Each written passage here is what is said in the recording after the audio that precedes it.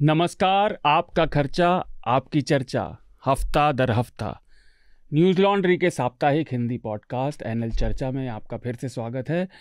और इससे पहले हम तेज़ी से हेडलाइंस की तरफ बढ़े, क्योंकि आप जानते हैं चुनाव के दिन है तो सुर्खियों से भरे हुए हफ्ते जा रहे हैं। मैं अपने सभी खास साथियों का परिचय करा देता हूं, जितने भी पैनलिस्ट मेरे साथ हैं। तो मेरे साथ स्टूडियो में हैं हमारे प्रधान संपादक, editor in chief Raman Kripal. Hello.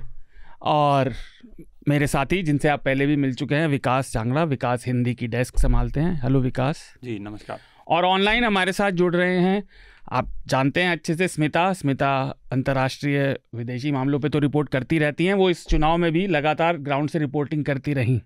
Hello Smita. Hi everyone. जो दूसरे साथी ऑनलाइन हमारे साथ जुड़ रहे हैं वो हैं Avikal Somvanshi. Avikal centre for science and environment के लिए लिखते हैं, वहाँ पे लीड कंसल्टेंट हैं। स्वागत है चर्चा में आपका अविकल। Thank you. तो हम अपनी सुर्खियों की तरफ बढ़ें उससे पहले एक दो खास सूचनाएं।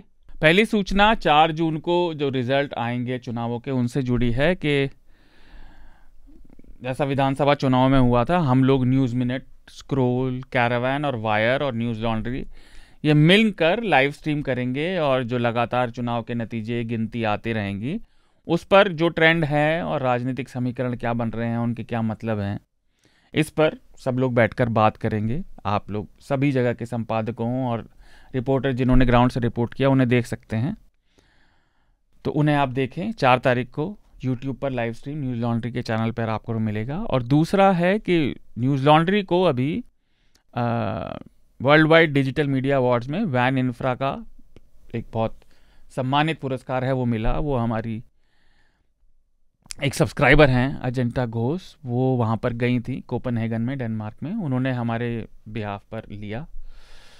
तो आप वो भी देख सकते हैं। और दूसरा कि ये आप ही सबकी वजह से हुआ, तो हमारी टीम में जितने भी लोग हैं उन सबको शुक्रिया, लेकिन ये आप लोगों के ही समर्थन से हो पाया। और 600 से ज़्यादा आप जैसे ही सब्सक्राइबर्स ने, लोगों ने समर्थन किया, तभी ये प्रोजेक्ट ऐप का हमारा पूरा हो पाया।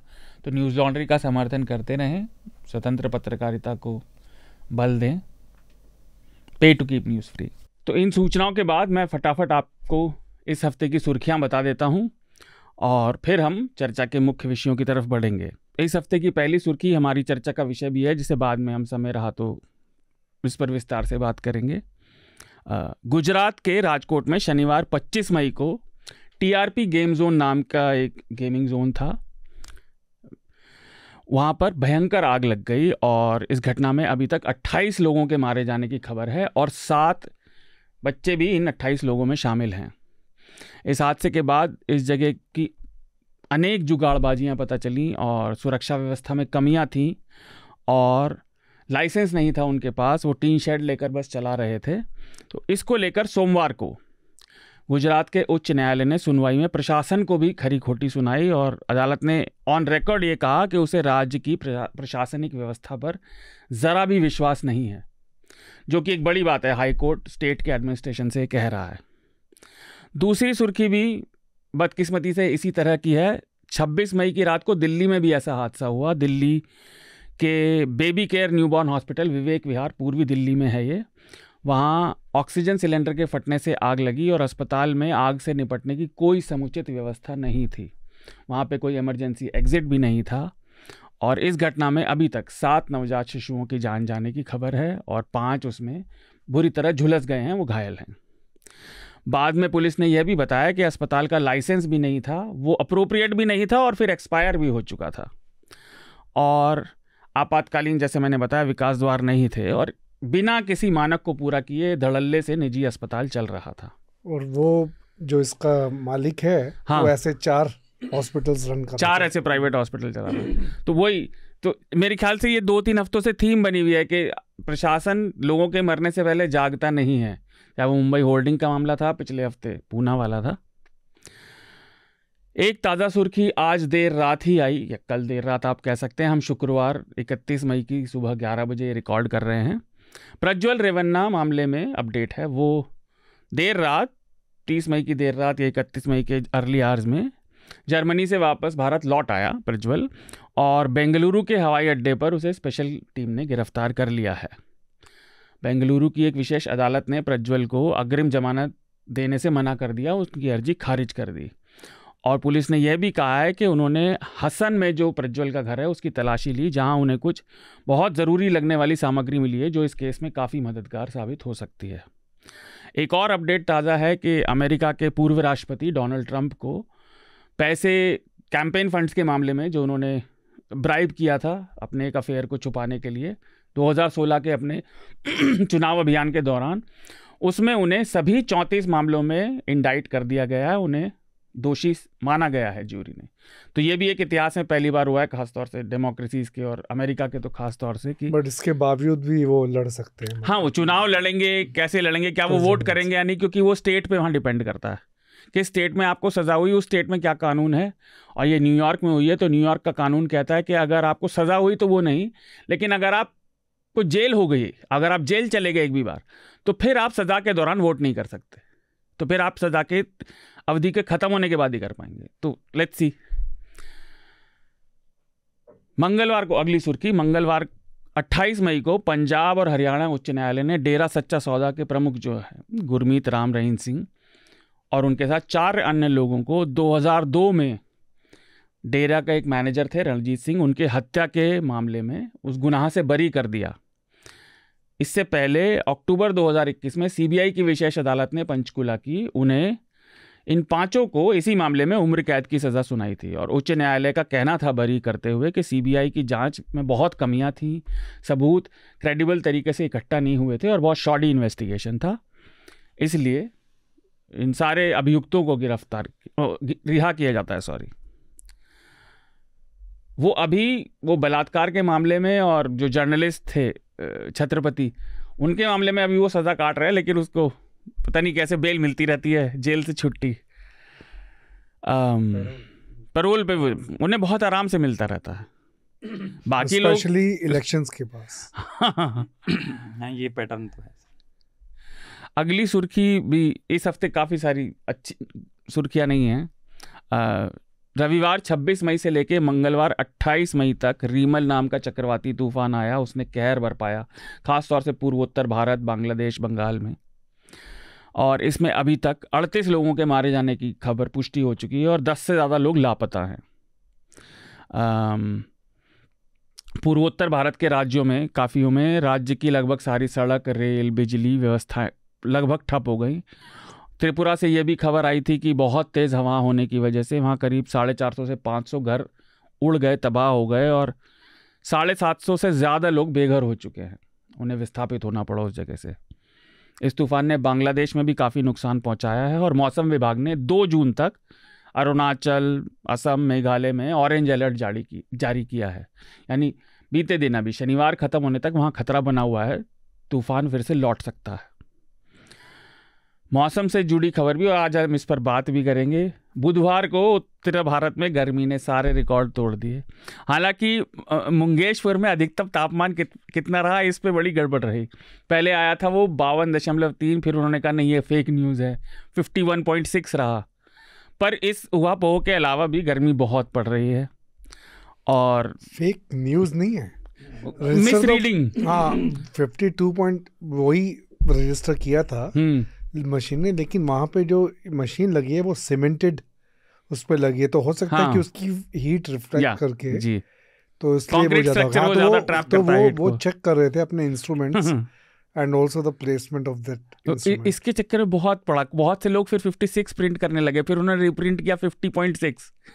पूरे दिन अगर आप देखें हिस्ट्री में जाके तो बार बार नंबर बदल रहा है कई जगह हेडलाइन तो में। मैंने भी नहीं सुना था, बहुत तगड़ा। तो पर ये माना गया जो वो ओरिजिनल टेम्परेचर था, रिकॉर्ड हुआ था कि ये भारत में सबसे ज़्यादा रिकॉर्डेड टेम्परेचर है आज तक के इतिहास में।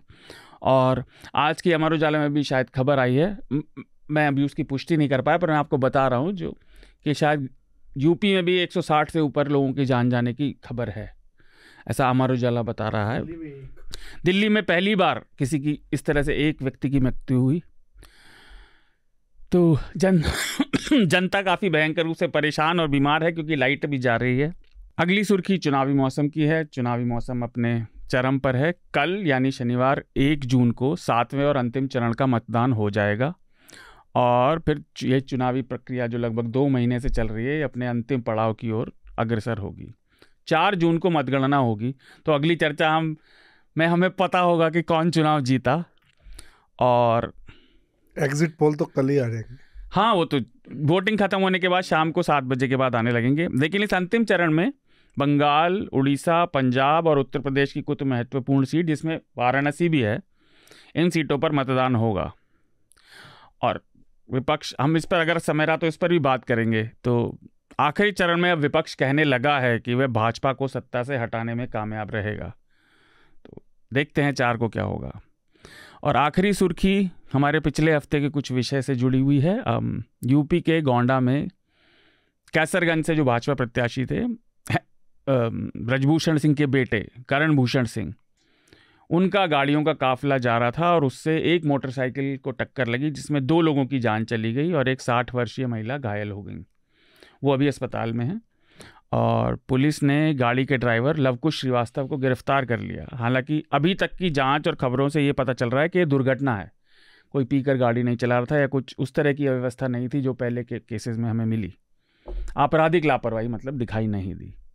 तो ये इस हफ्ते की सुर्खियां थी। सबसे पहले हम गर्मी पर ही बात कर लेते हैं। हमारे साथ अविकल यही खास बात करने के लिए जुड़े भी हैं।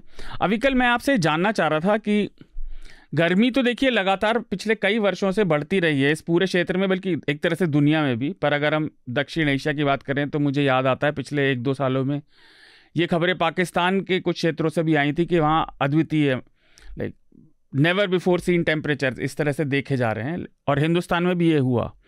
पर मैंने व्यक्तिगत तौर पर खबरों में भी और महसूस भी किया कि इस बार गर्मी में खास बात ये है कि ये रात को भी टेम्परेचर नीचे नहीं जा रहे, जो पहले हो जाया करता था 10-12 डिग्री का डिफरेंस।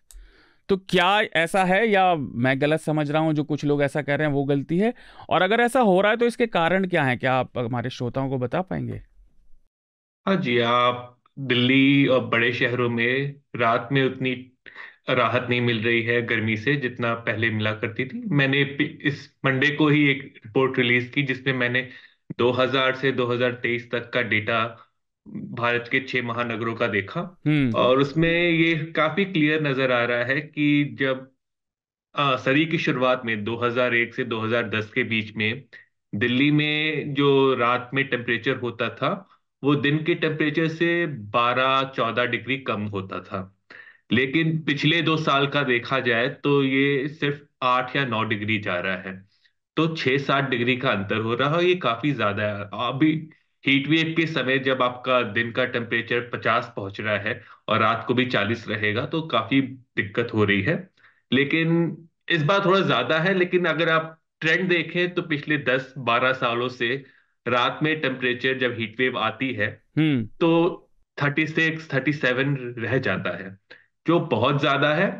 और ये खतरनाक भी है क्योंकि दिन में तो हम मानसिक तौर से तैयार रहते हैं, हम चीजें कर सकते हैं, ठंडे पानी पी सकते हैं और एसी चला सकते हैं। लेकिन जब रात में आपको जो रिकवरी चाहिए होती है इस हीट से, वो मुश्किल हो जाती है अगर टेम्परेचर बहुत ज्यादा है। सोने का टेम्परेचर, जो काम करने के टेम्परेचर, तो सब कम चाहिए होता है बॉडी को, और अगर ये ना मिले तो अगले दिन आपकी हालत और खराब होगी।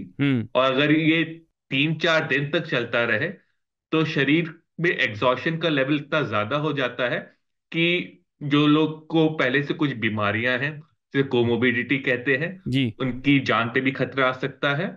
और ओवरऑल जो प्रोडक्टिविटी होती है, जितना आप जिस हिसाब से काम कर सकते हैं, वो धीरे धीरे कम होती चली जाती है। 2 साल पहले लैंसेट की एक रिपोर्ट आई थी, उन्होंने उसमें ये लिखा था कि ये जब रात की जो गर्मी है वो दिन की गर्मी से ज्यादा खतरनाक है। क्योंकि अगर आप अगले 50 साल में देखा जाए, जितनी मौतें रात की गर्मी की वजह से होंगी वो दिन की गर्मी से आगे निकल जाएंगी, और स्पेशली साउथ एशिया और ये जो इक्वेटोरियल ट्रॉपिकल एरिया है, यहाँ पे ज्यादा बड़ी प्रॉब्लम होगी। तो मैं और पैनलिस्ट के पास जाऊं उससे पहले एक बात और, ये जो आपने बात बताई कि रात में अगर टेम्परेचर कम नहीं हो रहा तो ये दिन की गर्मी से ज्यादा खतरनाक है, इसका कारण क्या है? कम क्यों नहीं हो रहा? नहीं नहीं, काफी सारी मतलब चीज। वो अगर खतरनाक ज्यादा है तो क्यों है? आप दिन के समय आप एक्टिवली चीजें कर सकते हैं अपने आप को ठंडा करने के लिए। आप पानी पी सकते हैं, आप एसी चला सकते हैं, आप पंखा चला सकते हैं। और जो जब आप जब जागे हुए हैं तो बॉडी हायर टेम्परेचर को डील कर सकती है। अच्छा। वो जो मशीनरी है, आप बॉडी को मशीन मान लीजिए, या वो गर्मी में चल ली, अब उसको रुक के थोड़ा ठंडा होना है। अगर ठंडे में भी वो ठंडे होने का अच्छा। मौका ना मिले तो अगले दिन वो मशीन नहीं चल पाएगी ना, क्योंकि धीरे धीरे उसको रिकवरी नहीं मिल रही है। इसीलिए रात की जो गर्मी है वो ज्यादा इंपॉर्टेंट है। क्योंकि अगर इंसान सो नहीं पा रहा है, जिन लोगों के पास एसी है वो सो भी जाएंगे, जिनके पास एसी नहीं है, जिनके घरों में तापमान 32-40 डिग्री है रात को, वो शरीर चाह के भी नहीं सो पाता है। जी और अगर आप सो नहीं पाए, आपकी नींद पूरी नहीं हुई और ये आपका हफ्ते भर चले, तो आप जानते हैं कि आपके अंदर ऊर्जा नहीं रहती कि या कुछ और कर। वो क्यूमुलेटिव और जो साइकिल बन जाता है।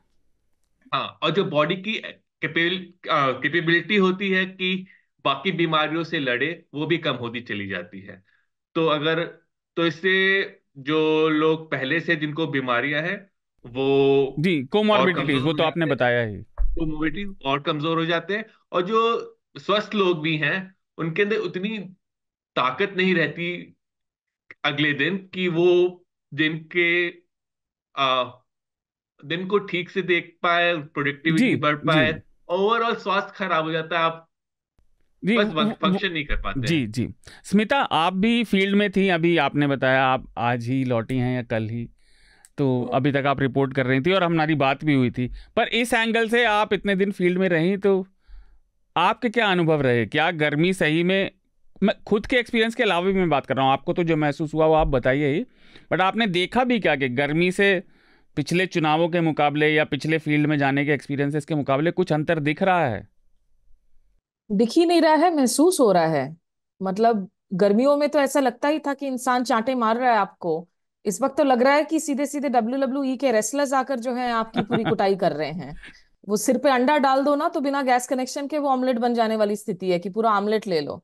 मैं ऑन अ सीरियस नोट, और Avikal centre for science and environment, ये वो संगठन है, वो इंडिविजुअल्स हैं जिनको हम बार बार रेफर भी करते हैं। क्लाइमेट चेंज पर एक फेयर अमाउंट ऑफ रिपोर्टिंग करती हूँ मैं। जी अभी मैं रॉयटर्स की रिपोर्ट देख रही थी जिसमें कहा गया कि पिछले 24 घंटे में अकेले ओडिशा और बिहार में कम से कम 15 लोगों की जाने गई है हीट स्ट्रोक की वजह से। और ये वो राज्य भी हैं। देखिए, जो एक बात जिसका जिक्र नहीं हो रहा है कि इन हीट वेव कंडीशंस में, हीट वेव मतलब क्या, जो आपकी नॉर्मल से 4.5 से 6 डिग्री तक ऊपर अगर टेम्परेचर जा रही है तब उसे हम हीट वेव डिक्लेयर कर रहे हैं। आप heat wave, extreme heat wave conditions में जो दिहाड़ी मजदूर हैं, आपने सरकारी स्कूलों को तो बंद कर दिया, सरकारी संस्थानों में कह दिया कि भाई हम दोपहर के पीक आवर्स में लोग बाहर नहीं जाएंगे या फिर ऑफिस आवर्स कर्टेल कर देंगे। जो आपके दिहाड़ी मजदूर हैं, जो गिग वर्कर्स हैं, जो रोज बाहर जाकर रोटी कमाने को मजबूर हैं, जिनके पास आप एसी तो छोड़िए, शायद उनके घर में एक पंखा भी बहुत मुश्किल से चलता हो, वो भी 2-3 घंटे चला दे तो बिजली का बिल जो है उनका वो डर सताता हो, ये लोग, और इनके लिए पानी पीने की, पानी की व्यवस्था भी नहीं होती है बाहर। इन लोगों की हालत आप सोचिए कि क्या हो रही होगी। हमारे लिए एज जर्नलिस्ट मैं आपको बताऊं, मैं एक 10 दिन पहले प्रियंका गांधी की रायबरेली में रैली कवर कर रही थी। वो हम्म। अमेठी में कर रही थी, केएल शर्मा के लिए जो है वो कैंपेन कर रही थी वहां पर। उस रैली में हमें एक 10-15 मिनट का वॉक थ्रू रिकॉर्ड करने के लिए 3 फोन्स का इस्तेमाल करना पड़ा, क्योंकि हर 5 मिनट बाद हमारा फोन स्विच ऑफ हो जा रहा था। तो हमारे इनफैक्ट एक सहयोगी जाकर किसी दुकान से, छोटी सी दुकान से, एटलीस्ट अपनी दिमाग लगाकर एक बर्फ की सिली लेकर आए थे, और हम सब ने अपने अपने पास गमछियां रखी हुई थी, तो वो गमछे में बर्फ की सिली रखकर हम अच्छा, अपने फोन्स को कूल डाउन कर रहे थे। तो ओवर हीट हो रहा अभी था just like a PC overheat हो रहा सिस्टम। था, yes. Because you get the message, भले ही वो आईफोन हो या जी आपकी वो जी एंड्रॉइड फोन हो, उसमें मैसेज आ जाता है कि your phone is overheated, it can not operate. Phone overheat होने से आपकी इंटरनेट का डेटा स्लो हो जाता है, फोन अपने आप बंद हो जाता है। और उस स्थिति में हमारे लिए लाइव ट्रांसमिशंस करना, न्यूज कवर करना इतनी चुनौतीपूर्ण है। देखिए 2019 के इलेक्शंस, और मैं लगातार अब ये चौथा इलेक्शंस कवर कर रही हूँ, 2019 के इलेक्शंस आपके 19 मई तक खत्म हो गए थे, सरकार बन हाँ गई थी, अनाउंस हो गया था। तो जो पीक जून का समर टेम्परेचर है उसमें हम लोगों ने कवरेज नहीं किया था। इस दफा पीक जून वाली टेम्परेचर्स जो है वो हमने मई में फील की है। जी दूसरी बात है, आप सोचिए इस टेम्परेचर में रैलियों में लोगों को बसों में भर भर के लाना, अब इस बात को एग्जैक्टली कोरिलेट तो नहीं किया जा सकता है कि क्या ये जो लोगों की मौत हुई है, क्या ये किसी, अगर राउरकेला में, उड़ीसा में, बिहार में लोगों की मौत हो रही है, क्या इनमें से कुछ लोग थे जो रैलियों में गए थे, धूप में घंटों तक खड़े हुए थे? नेता जिस स्टेज पर जाकर खड़े होते हैं, जिस मंच पर, वहां तो फिर भी आप एक दो पंखे लगा देते हैं। हमने रायबरेली की रैली में देखा, प्रॉपर एसी लगे बीजेपी रहते हैं। इतने, मतलब वो लोगों की रेजिस्टेंस अलग है, लेकिन उस हालत में आप उस वक्त कुछ ना हो, बाद में जो हीट स्ट्रोक के इफेक्ट हो रहे हैं, या कोमॉर्बिडिटीज का जिक्र किया अविकाल ने, तो एज अ जर्नलिस्ट तो हमारे लिए चैलेंजेस हैं ही। लेकिन मुझे लगता है कि ये जो क्लाइमेट क्राइसिस है, देखिए centre for science and environment की ही रिपोर्ट आई थी 2 साल पहले कि किस तरीके से भारत में जो एक्सट्रीम वेदर इवेंट्स पहले 100 साल में एक दफा होते थे, अब वो 5 साल में एक बार या उससे ज्यादा फ्रीक्वेंटली होने लगे हैं। तो ये एक्सट्रीम जो क्लाइमेट क्राइसिस है वो भी उसका हिस्सा है। मैं परसों कुल्लू में थी, सुबह सुबह कुल्लू में सुबह 5:30-6 बजे जब मैं वॉक करने के लिए गई, ब्यास नदी में पानी है, शुक्र है, अच्छे से फ्लो कर रहा था। उस वक्त मुझे एक जैकेट पहनने की जरूरत पड़ी। 8 साढ़े 8 तक, देखिए पहाड़ों का सन ऐसे भी काफी स्ट्रांग होता है जी, लेकिन वहां की टेम्परेचर जो आपके फोन पर 35-36 डिग्री दिखा रही हो, वो महसूस 44 डिग्री सा हो रही हो। और जगह जगह जब कुल्लू से हम चंडीगढ़ की ओर ड्राइव कर रहे थे, आपको छोटे छोटे इतने फायर्स नजर आएंगे पहाड़ों में।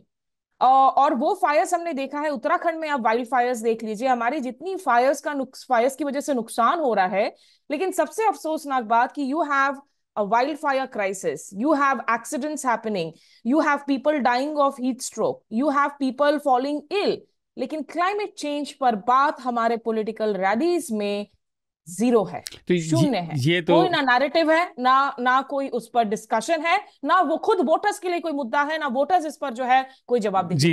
ये तो लाइक लंबे समय से चर्चा पे पेटपी, लाइक आप तो आती रही हैं तो श्रोताओं को और सबको पता ही है, मेरा और देश का तो ये शुरू से रहा है कि इस पर बात नहीं होती, लोग इसे सीरियसली नहीं लेते और ऐसा लग रहा है जैसे पानी सर के ऊपर जा रहा है। रमन सर, आपने तो लंबे समय से चक्कर भी चलते हुए देखा। दूसरी चीज़ ये जो पानी की प्रॉब्लम का जिक्र किया स्मिता ने, दिल्ली में पहले भी पानी की प्रॉब्लम खूब रही है और इस गर्मी में वो प्रॉब्लम किस स्तर पर पहुंच गई होगी, मैं ये तो इमेजिन करना भी मुश्किल है। तो एक तो मैं आपसे जानना चाह रहा था कि आप जो रोज़ कम्यूट करते हैं तो आपके ऑब्जर्वेशंस क्या रहे गर्मी लेकर। दूसरा, with your experience of reporting on this water issue जो दिल्ली में बहुत बड़ा रहा है पानी का, आज मैंने सिर्फ एक रिपोर्ट देखी कि वो चाणक्यपुरी के पास पूरे दिन लाइन में लग के लोग कर रहे हैं, वो शायद आप ही ने शेयर की थी हम लोगों के साथ, लेकिन इसके अलावा ज़्यादा रिपोर्टिंग भी चुनावों की वजह से शायद नहीं है। तो how do you look at this कि वो रिपोर्टिंग की कमी, जबकि गर्मी मतलब अभूतपूर्व गर्मी है, लेकिन रिपोर्टिंग उस स्तर की नहीं है जो पब्लिक सेंट्रिक होनी चाहिए। 2-3 चीज़ें। पहले तो परसों एलजी ने अनाउंस किया है, लेफ्टिनेंट गवर्नर ने, कि जितने भी दिहाड़ी मजदूर हैं उनको 12 से 3 कोई काम नहीं करवाएगा, कोई भी कंस्ट्रक्शन ग्रुप कोई भी काम नहीं कराएगा वो। लेकिन अभी हमको फील्ड में देखना है, हम जिसके लिए हम काम कर रहे हैं ऑलरेडी, और उनकी सैलरी भी नहीं कटेगी। तो ये बात कही है। और उसके बाद पानी का अभी तो क्योंकि गर्मी ज़्यादा है तो एग्रावेट पानी की प्रॉब्लम ज़्यादा होगी, लेकिन पानी की प्रॉब्लम समस्या स्पेशली साउथ दिल्ली में हर साल होती है। हाँ। जो पानी हमारा जो दिल्ली का शेयर है वो एक पॉइंट है, ताजे वाला पॉइंट जी, हरियाणा, वहाँ से पानी आता है और हरियाणा को भी अपनी पानी की ज़रूरत पड़ती है, तो वो पहले अपनी नीड पूरी करता है फिर और उसके बाद उसको रिलीज़ करता है जी। तो वो झगड़ा मतलब कि मैं शायद 1989 में जब ज्वाइन किया था जी ये जर्नलिज्म, तब से ये चल रहा है। और उन दिनों हमने ताजे वाला पॉइंट में जाके वहाँ तक पूरा ट्रैवल करते हुए पूरी कहानियाँ, तो 35 साल से तो आप ही देख रहे हैं कि ये पानी की प्रॉब्लम, ये और स्पेशली क्योंकि इसकी सप्लाई साउथ दिल्ली में है। हाँ। साउथ दिल्ली उससे लिंक्ड है, तो साउथ दिल्ली में सबसे ज़्यादा प्रॉब्लम होती है पानी की, ये तो हमने देखा है। और मेरा एक क्वेश्चन अविकाल से है अभी, मतलब क्योंकि हमें भी ऑब्वियस रीजंस तो हमें पता है कि एमिशन लेवल्स हाई हैं, आपका कंक्रीट ज़्यादा हो गया है और पेड़ कम हो गए हैं। हाँ। लेकिन एक ये जो सिचुएशन एग्रावेट हो रही है, हमारे आसमान में जो स्ट्रेटोस्फेयर कहते हैं, जो भी कहते हैं, उसमें तो जितने भी गैस इमिशन होता है वो सब यहाँ पे इकट्ठा हो रहा है। तो ये कोई ट्रैप वाली सिचुएशन हो गई है कि हम लोग ट्रैप्ड हो गए हैं जब हीट पड़ती है, और ये हीट यहाँ से कुछ ऐसा है क्या? मैं अविकल्प को जवाब देने देता हूँ, बट हाँ जी, ये 2 लेवल पे आपको जवाब देना चाहूंगा। पहले तो आपका ये जो हीट वेव चलता है, जो आपका लार्जर एटमॉस्फेरिक कंडीशन, मतलब जो ये ये हीट वेव जो आई है, ये सिर्फ नॉर्थ भारत में नहीं है, पाकिस्तान, ईरान सब में चलती है। तो ये एक लार्जर लेवल पे आपका, इसको हीट डोम कहते हैं, कि जो हवा है वो ऊपर रुक जाती है और फिर टेम्परेचर बढ़ता जाता है, क्योंकि वहां पे बादल वगैरह नहीं है, तो एब्जॉर्ब करती जाती है। लेकिन जो शहरों के अंदर है वो और ज्यादा कॉम्प्लिकेटेड। कंक्रीट की तो आपने बात कर दी, लेकिन शहरों में पोल्यूशन भी होता है। दिल्ली का पोल्यूशन तो दुनिया भर में मशहूर है। ये जो शहर का पोल्यूशन है, कार्बन डाइऑक्साइड, कार्बन मोनोऑक्साइड, ये एक लोकल ट्रैप की तरह भी काम करता है। जो दिल्ली के अंदर जो गर्मी आ रही है वो रात को बाहर नहीं जा पाती है, क्योंकि जैसे स्ट्रेटोस्फियर में आपका कार्बन वगैरह ट्रैप करता है, दिल्ली के अंदर भी वो छोटे लेवल पे ट्रैपिंग होती है। तो आप ये देखेंगे जो दिल्ली के अंदर रात का टेम्परेचर है वो आपके आसपास के गांव के इलाकों से काफी ज्यादा होता है। ये इंटरनल ट्रैपिंग की वजह से होता है। एक और चीज शहरों के अंदर और बाकी जगहों में होती है कि हम शहर के अंदर भी गर्मी पैदा कर रहे हैं। अब जब एसी चलाते हैं तो एसी बाहर की गर्मी निकाल के एग्जॉस्ट के थ्रू अंदर की गर्मी लेकर बाहर निकालता है। तो अगर आप किसी भी बिल्डिंग के सामने जाके खड़े हों, यहाँ पे उनके सारे एग्जॉस्ट लगे होते हैं, वो आप गर्मी देख रहे हैं, वो गर्मी शहर के अंदर ही बढ़ती चली जाती है। जितनी भी गाड़ियां चल रही हैं, जिससे उनके टेल पाइप से जो धुआं और एग्जॉस्ट निकलता है, वो भी शहर के अंदर मिलता रहता है। तो ये एक्स्ट्रा शहरों के अंदर हीट, वेस्ट हीट जो जनरेट होती है, वो शहर के अंदर ही ट्रैप होती रहती है, जिसकी वजह से शहरों के अंदर, अगर आप आईएमडी कह रहा है 50 डिग्री है, लेकिन अगर आप सड़क पे चल रहे होंगे दिल्ली के, तो 65 डिग्रीज हो जाता है टेम्परेचर। इनफैक्ट पिछले 3 साल से मैंने अपने बालकनी में एक थर्मोमीटर लगा के रखा है, अपने कमरे में लगा के रखा है, अपने छत पे लगा के रखा है। मैं हर दिन उसको वो देखता, को रिलेट करता हूँ कि क्या है। और मैंने ये नोटिस किया है पिछले 3 गर्मियों में कि मेरे बालकनी जो शेडेड भी है और पेड़ पौधे भी ला के रखे हैं मैंने, उसका टेम्परेचर एटलीस्ट 5 डिग्री ज्यादा होता है, जो आईएमडी बताता है। और मैं साउथ दिल्ली के सीआर पार्क में रहता हूँ, और मैंने नोटिस किया कि मेरे जो बालकनी का और छत का टेम्परेचर होता है, शेडेड है जहाँ पे पेड़ पौधे भी लगा के रखे, वो आईएमडी जो बताता है 50 डिग्री या 40 डिग्री, उससे यूजली 5 से 6 डिग्री ज्यादा होता है जी। और ये हालत अगर आपका हरे भरे सीआर पार्क में है, तो सोचिए जो बाकी इलाके हैं जहाँ पे इतनी हरियाली नहीं है, उनमें और भी ज्यादा होता होगा। जो लोग महसूस कर रहे हैं, जो सफर कर रहे हैं, वो सिर्फ एटमॉस्फेरिक हीट नहीं है, शहर की वेस्ट हीट भी है। मेरे आपके कॉलोनी में जितने एसी चल रहे हैं उसका एग्जॉस्ट जो निकलता है उसकी हीट है, जितनी गाड़ियां चल रही है उनसे जो एग्जॉस्ट निकलता है उसकी गर्मी निकल रही है, उसकी भी हीट है। और जो कंक्रीट गर्म हो रहा है उसे रिफ्लेक्ट कर रहा है। जैसे शुरुआत में बात की आपने कि रीडिंग गड़बड़ थी क्योंकि कंक्रीट के पास मीटर लगा था, वो मीटर को जो महसूस हो रहा है वो इंसान को ही महसूस होगा जी। वो एटमॉस्फेरिक की गड़बड़ करने के लिए कि जो हम लोग महसूस कर रहे हैं वो आपका 40-50 डिग्री से 5 या 6 डिग्री ज्यादा है। तो सर इसमें एक चीज़ और है, मैं इसमें ज़रा सी बात जोड़ना चाहता हूँ श्रोताओं के लिए भी। जो कंक्रीट वाली बात है, तो असल में हवा में जो ये गर्मी ट्रैप हो रही है ना, ये अलग अलग पार्टिकल हैं और सबका माइक्रोस्कोपिक वेवलेंथ अलग है, सबका वेट भी अलग है। तो ये भारी ज़्यादा होते हैं, कई बार पॉल्यूशन वाले काफ़ी सारे कण भारी हैं, तो वो तो ट्रैप होते ही हैं। कंक्रीट गर्मी रिटेन लंबे समय तक करती है, वो डिज़ाइन उसी तरीके से है। तीसरी चीज़, हमारे सभी शहरों में, वो जो रिपोर्ट लांसेट की बात कर रहे थे, कई रिपोर्ट्स में आया है लगातार हमारे शहरों का ग्रीन कवर कम हो रहा है। जो कोई एक एक्सेप्शन भी है शहर जहाँ ग्रीन कवर कम नहीं हुआ, वहाँ वो स्कैटर हुआ है।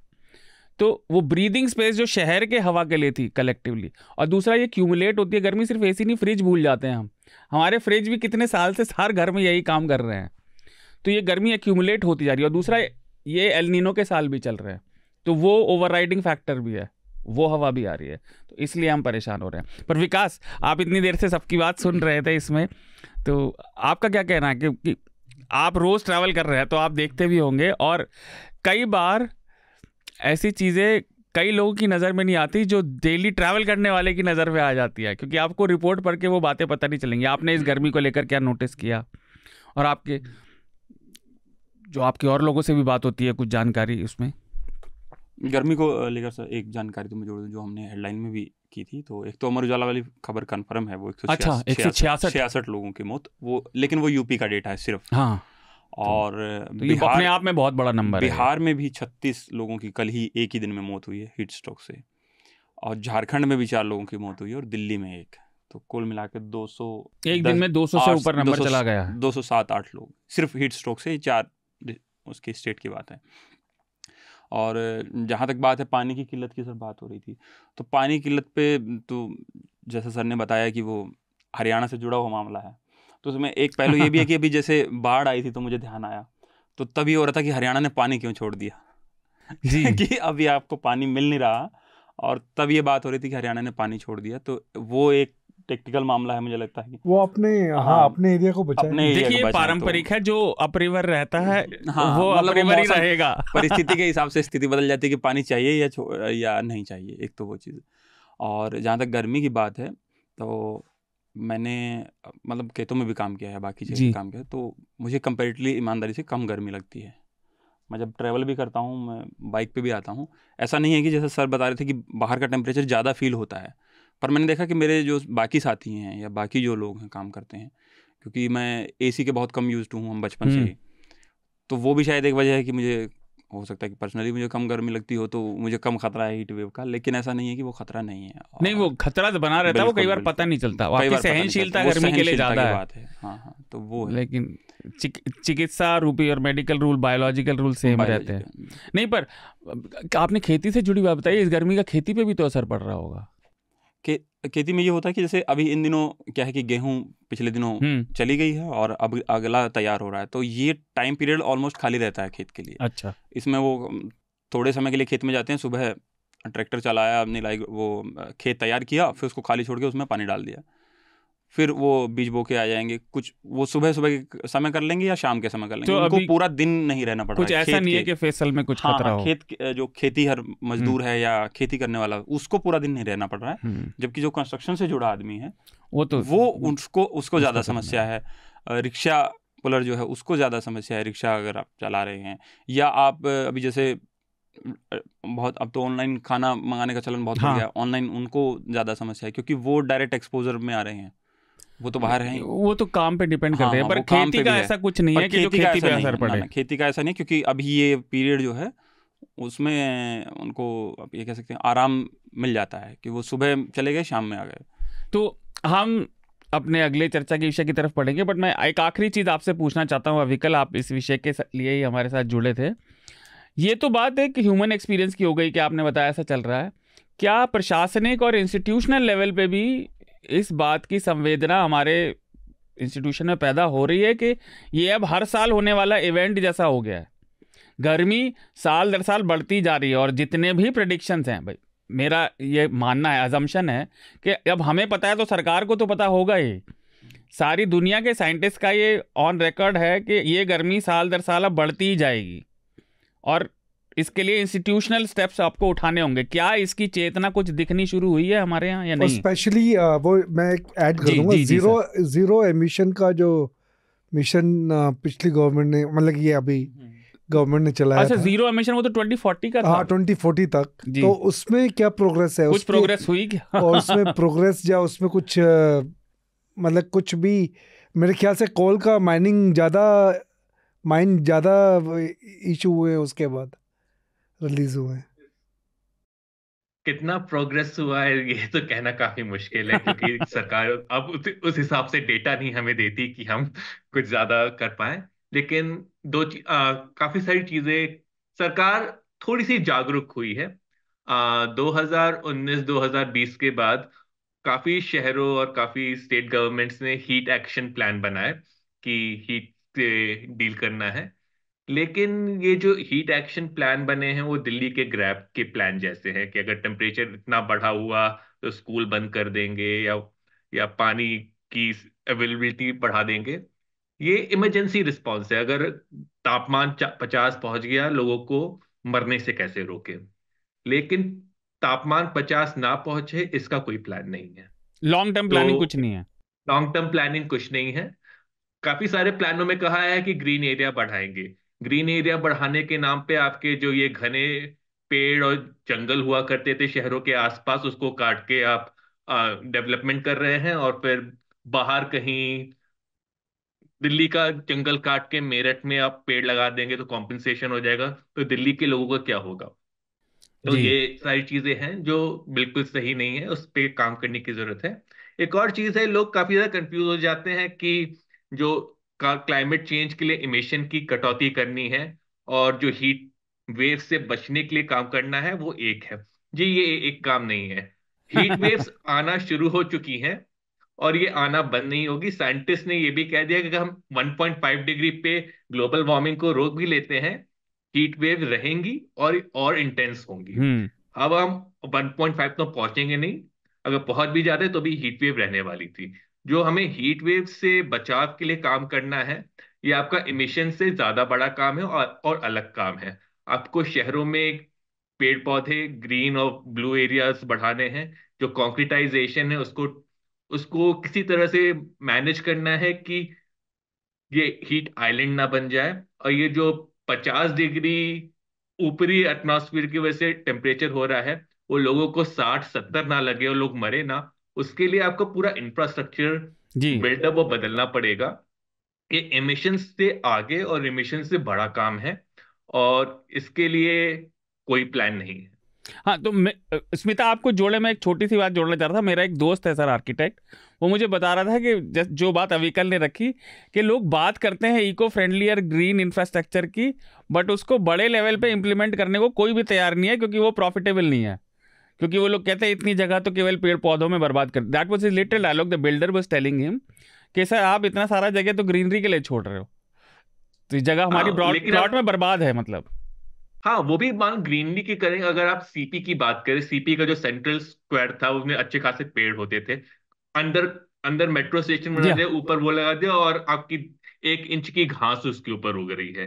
वो 1 इंच की घास आप कैलकुलेट कर लोगे कि ग्रीन एरिया हमने वापस कर दिया है। लेकिन उस 1 इंच की घास से आपका कुछ नहीं होने वाला। कुछ भी नहीं होगा। और यही काम सारे डेवलपर्स कर रहे हैं। बड़े बड़े पेड़ों को काट के, जो पिछले आम के और नीम के पेड़ हुआ करते थे, उसकी जगह पाम के पेड़ लगा दे रहे हैं, या फिर ये पतली सी घास लगा दे रहे हैं कि ग्रीन एरिया, दिल्ली का ग्रीन एरिया बढ़ गया है। लेकिन कहाँ बढ़ा है? ऑन पेपर नहीं, जमीन पे भी दिखेगा, लेकिन ये घास बढ़ी है। और वो भी इस घास को जिंदा रखने के लिए जितना पानी चाहिए होता है उतना पानी तो है नहीं। पीने को पानी नहीं है दिल्ली में, बैंगलोर में, हम घास को कहाँ से देंगे? तो ये काफी बड़ी दिक्कत है और ये सरकार का ही नहीं, हमारी लार्जर सोसाइटी की भी प्रॉब्लम है। हम लोग पेड़ों और उसको उतना तजब्बुर नहीं देते हैं। हमारे कॉलोनी में ही हर अगले दिन झगड़ा हो रहा होता है कि अबे ये पेड़ काटना है, वो पेड़ काटना है, और छटाई के नाम पे पेड़ को ऐसा काटते हैं कि मर जाता है पेड़। जी। तो ये तो जी अविकल। स्मिता, आप कुछ जोड़ रही थी आखिर में? जी, मैं बस छोटा सा जोड़ना चाहूंगी। मैं एक बार फिर से दर्शकों को याद दिलाऊंगी कि लोगों की जो जिम्मेदारी है ना, आप अगर मुद्दों को केंद्रीय नहीं बनाएंगे।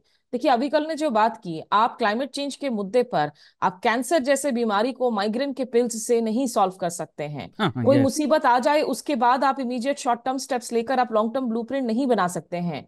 2 साल पहले मैं ऑस्ट्रेलिया में थी, वहां पर चुनाव हुए थे और उन चुनावों में केंद्रीय मुद्दा क्लाइमेट चेंज था, क्योंकि वहां वाइल्ड फायर्स हुए थे, वहां लैंडस्लाइड्स हुई थी, वहां पे फ्लड्स आए थे।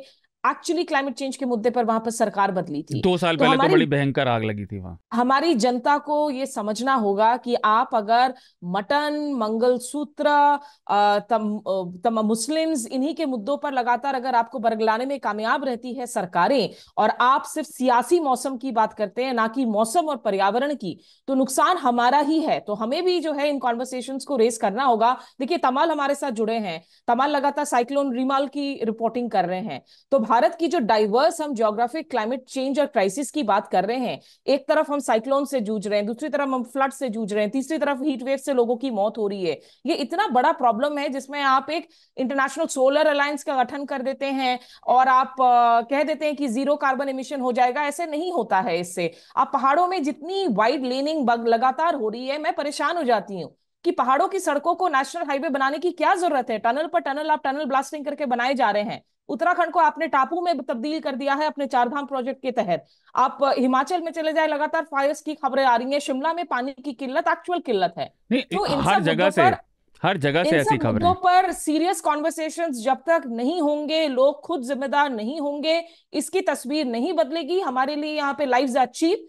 104 हम 40 करोड़ लोगों की कंट्री है, तो कभी लोग मोरबी में मर जाते हैं, कभी लोग फायर एक्सीडेंट में मर जाते हैं और कोई जवाबदेही नहीं होती है, कभी लोग जो है नेचुरल डिजास्टर्स में मर जाते हैं। सस्ती जिंदगी गया है, बस चलते रहो, इतने लोग हैं, क्या हो गया अगर 2-4 लोग मारे गए इधर उधर। तो वही है एटीट्यूड यहाँ का। जी, अब क्लाइमेट चेंज की हिपोक्रेसी और उस पर जो सब चल रहा है, इंटरनेशनल हिपोक्रेसी भी, कॉर्पोरेट हिपोक्रेसी, इस पर हम बात करते रहे हैं।